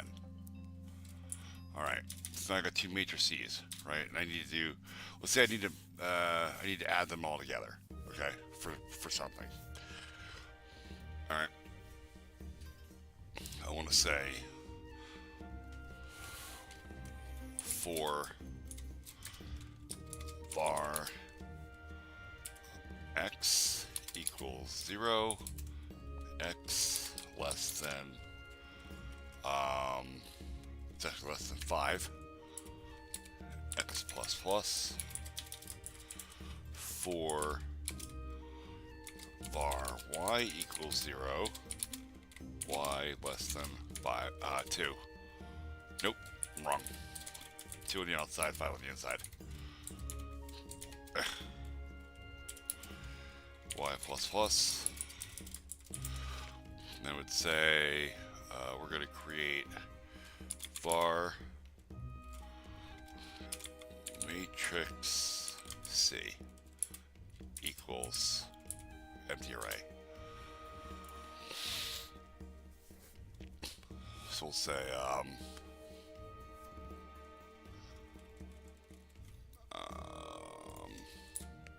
here we'll create var tmp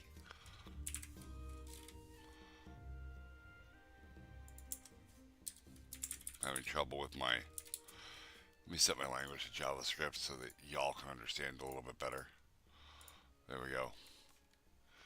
So now I would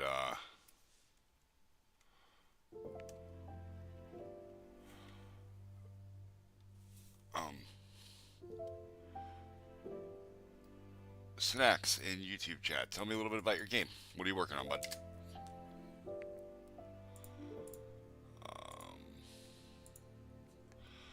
So I would say matrix A. No, I'm sorry. TMP Y equals matrix A open bracket X Y plus matrix B X Y. I don't actually know if this will work. I don't know if you could do double arrays like that in JavaScript. You can in Perl. Probably should have used that. And then I could say matrix C X equals TMP. Right? And what that'll do, in theory,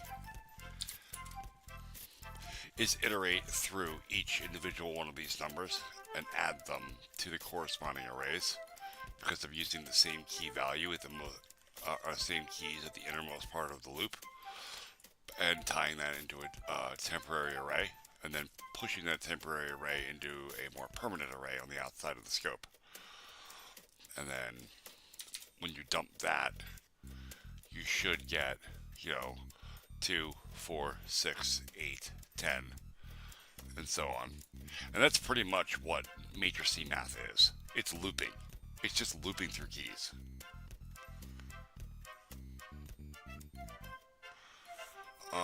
When did we do matrices? When did I first get into them? It was in middle school. I want to say it was probably 6th, 7th grade, yeah.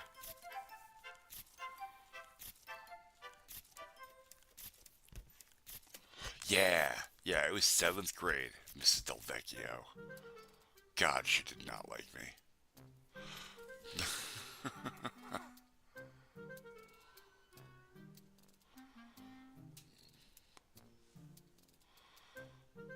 Yeah, I probably should have wrote this in Perl. I would have had a way better time with it. Don't copy this code. I have no idea if this will work. It probably won't. Because I don't know if JavaScript understands references like this the same way other languages do. I've never actually used a double array like that, like a multi-dimensional array in JavaScript. I've never had to. And I generally don't trust JavaScript with that much memory. When you start getting into multi-dimensional arrays, the memory usage starts increasing exponentially. Like when I was doing the three-dimensional world generator that I made in Unity, that creates worlds very similar to Minecraft. That's a three-dimensional array, for two whole chunk data, because you have your X, your Y, and your Z. In 16 by 16, and I did 16 by 16 by 16 cubes. That way I can stack them vertically infinitely, right? And that worked really well, except storing three-dimensional arrays in memory is fucking gigantic, even if they are just numbers. Like at the end of the day, I was storing what would essentially equate to block IDs. Even though Minecraft doesn't do that anymore, I wasn't trying to copy Minecraft. I was trying to get my world generator working, and it worked. Like it definitely worked, but it was not super performant. And that's using like C Sharp's operator overloads, so that I can basically teach it, or I can use classes like their arrays. I wrote my own vector class so that it would not use floats. It was forced to use integers. That way, all my bit shifting and stuff worked right.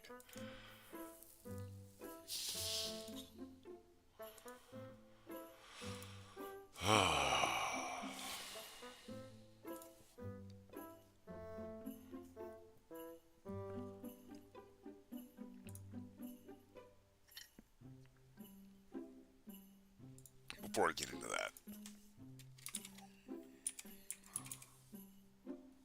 give me this. Hello, and Kit Sakar.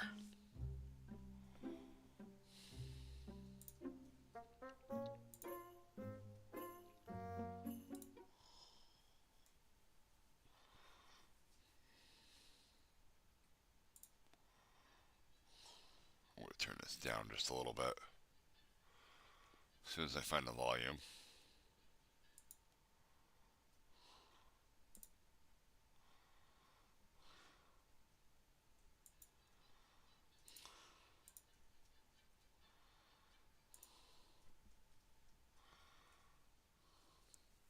There is no best game engine, bud. That's not a question that can be answered that way.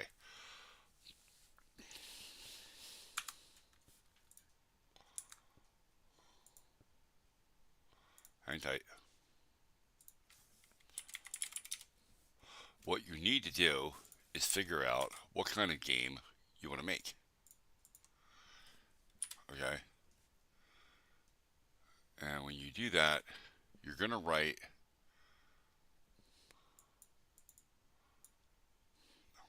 a game design document.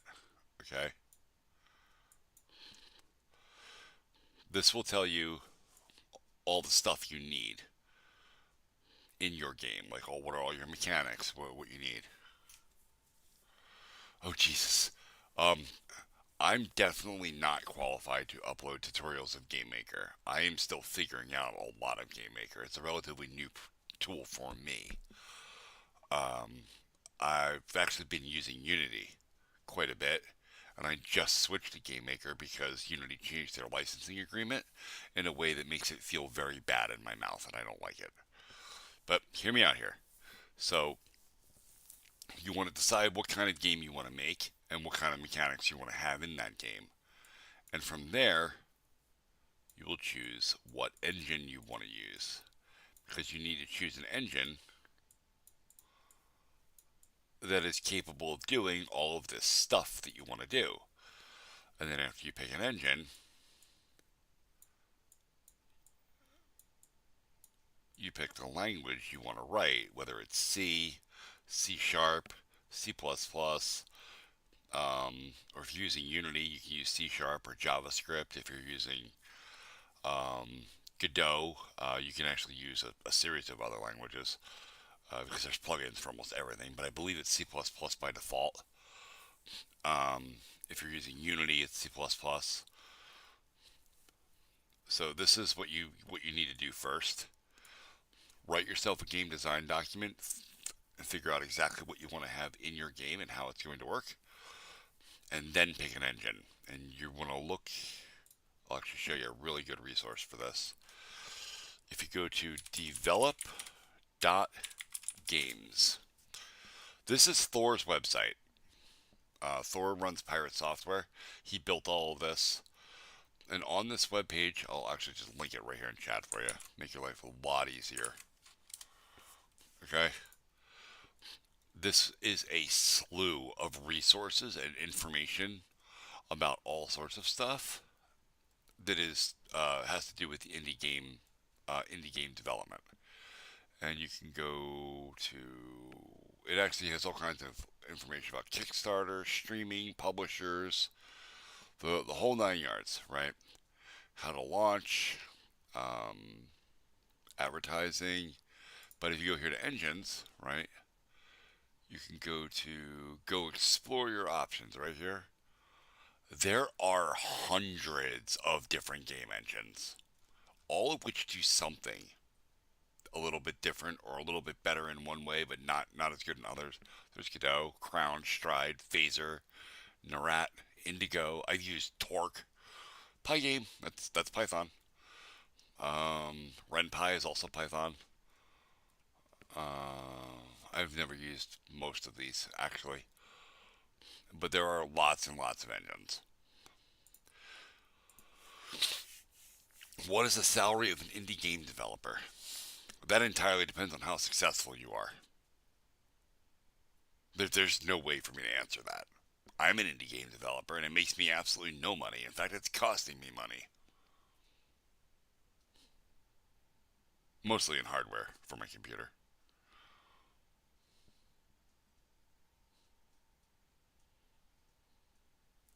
But what I do is I sit here on stream every night and I futz around with Gamemaker a little bit, I'll or I'll play a game a little bit or something, and we'll talk about the game that I'm playing, about its detail levels, mechanics that are implemented, and the kind of things that make for a good game or a bad game experience. I've been in software development, software engineering for over 20 years, so I'm qualified to speak on the subjects. It's just game development is a relatively new space for me. What is my income source? My job, which is not IT related.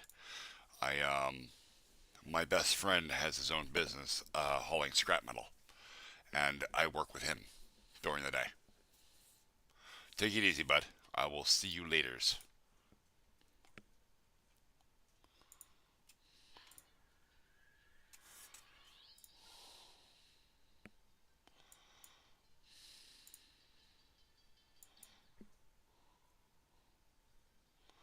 Balls. I got more time. Well, I'm running out of time, unfortunately. I'm actually getting kind of tired, and I found out that I do have to work tomorrow.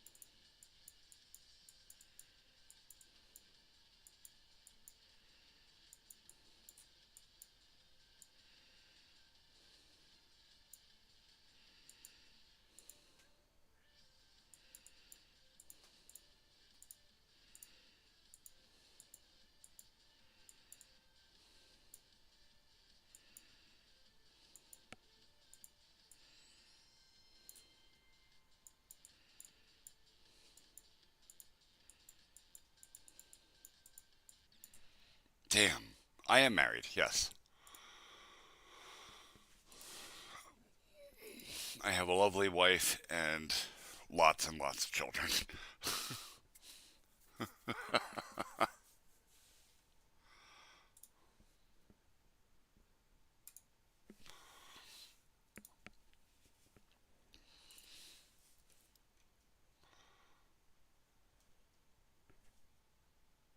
No, absolutely not.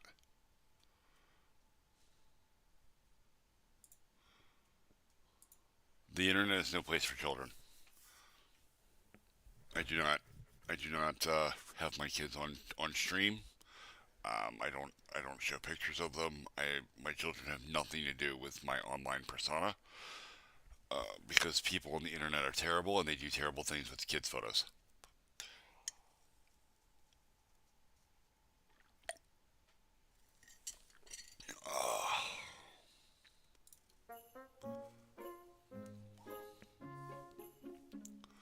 Alright, well, if V speed is always zero, then what is.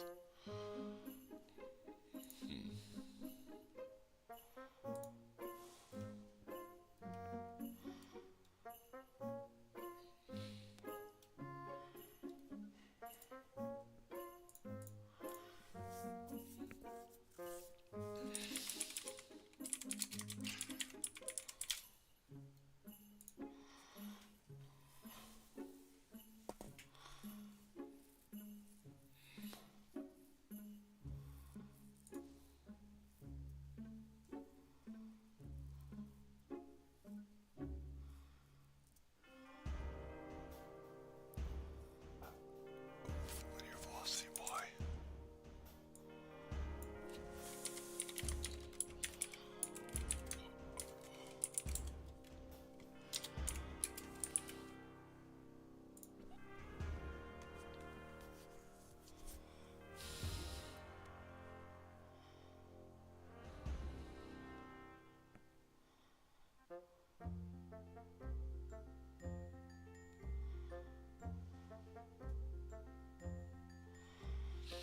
My computer needs a restart.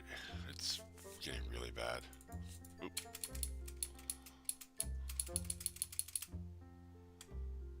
Okay. So what if I set that to zero instead?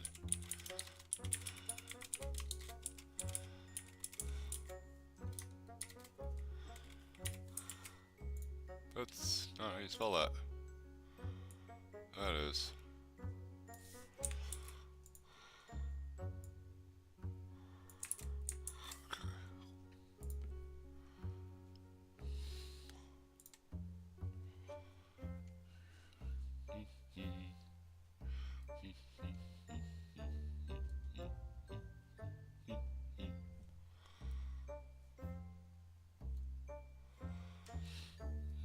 Come on.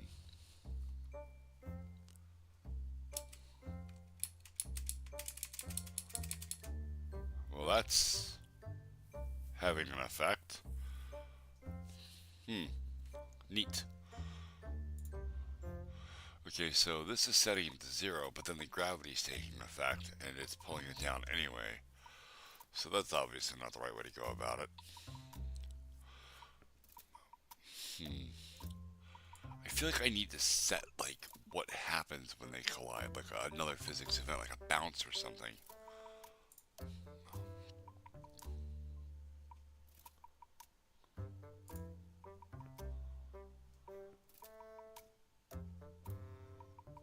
Oh.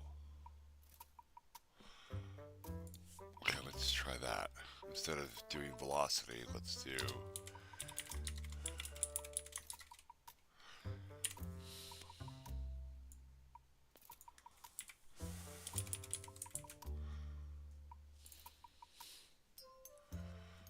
Do, do, do, do.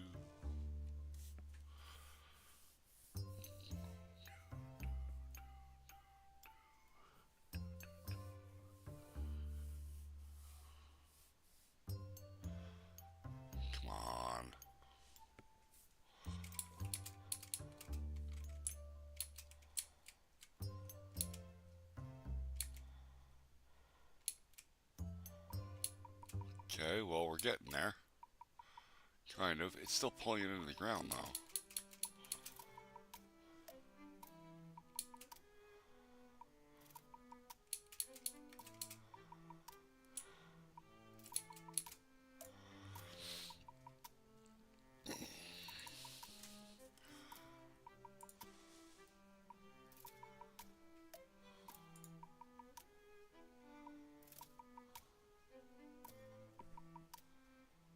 Take it easy. Alright, bud. We'll see you soon. I think. Fixed rotation. Bullet. Dynamic. Kinematic.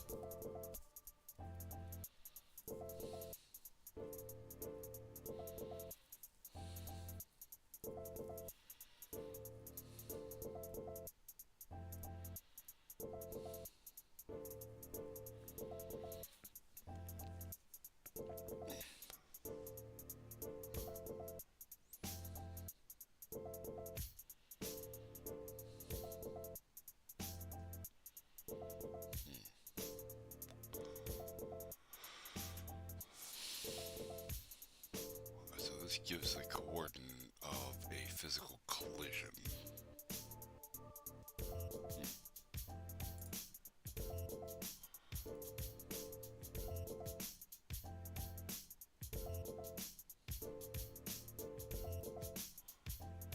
Those are read only though.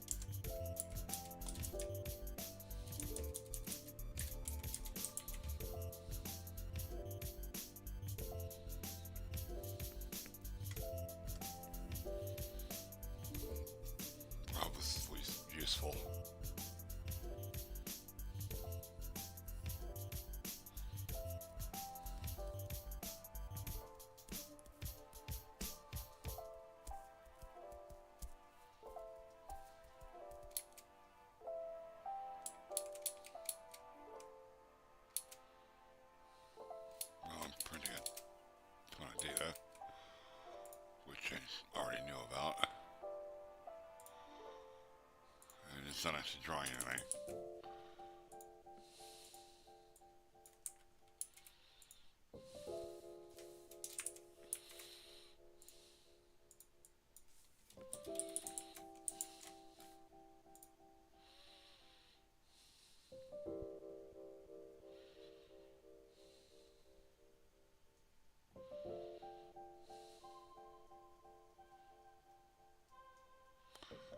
Ah.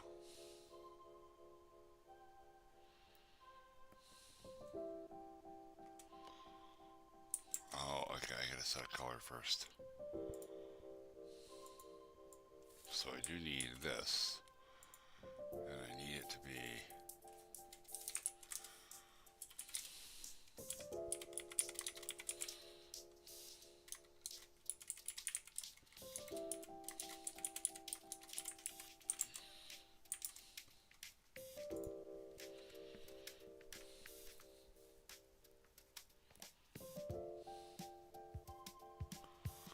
Huh. How are you trying to send it? Are you trying to send that over wire or over Bluetooth?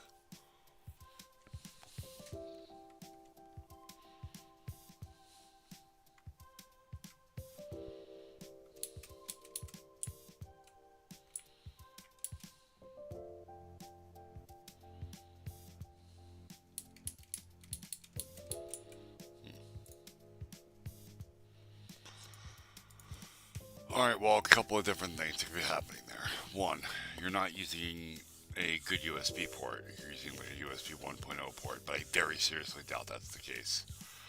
You have a bad USB wire. That's very likely the case. Your phone is running low on storage and it's struggling to figure out where to put parts of the file. Or your phone storage has corruption in it and it is not able to properly write data to the drive. The most likely scenario is that your USB wire is a piece of shit. But it might not be. It could be the phone.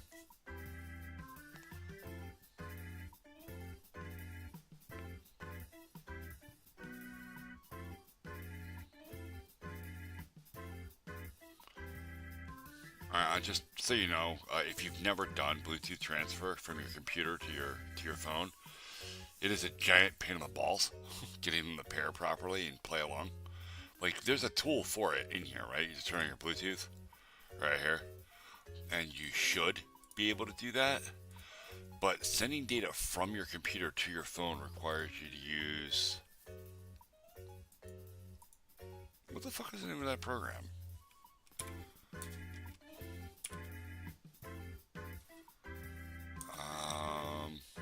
I don't actually remember what it's called.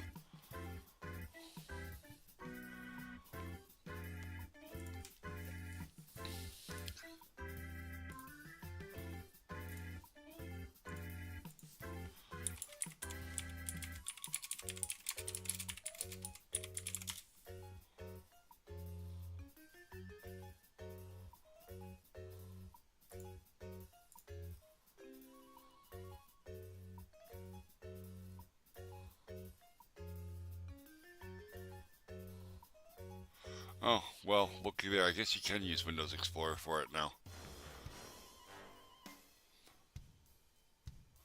Cool. You used to have to use a stupid program. That it comes with Windows, but it was fucking junky. Of course, a lot of things that come with Windows are junky.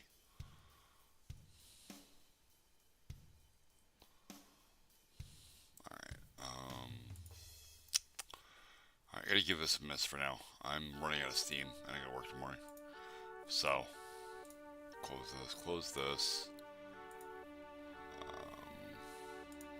I just want to see something real quick.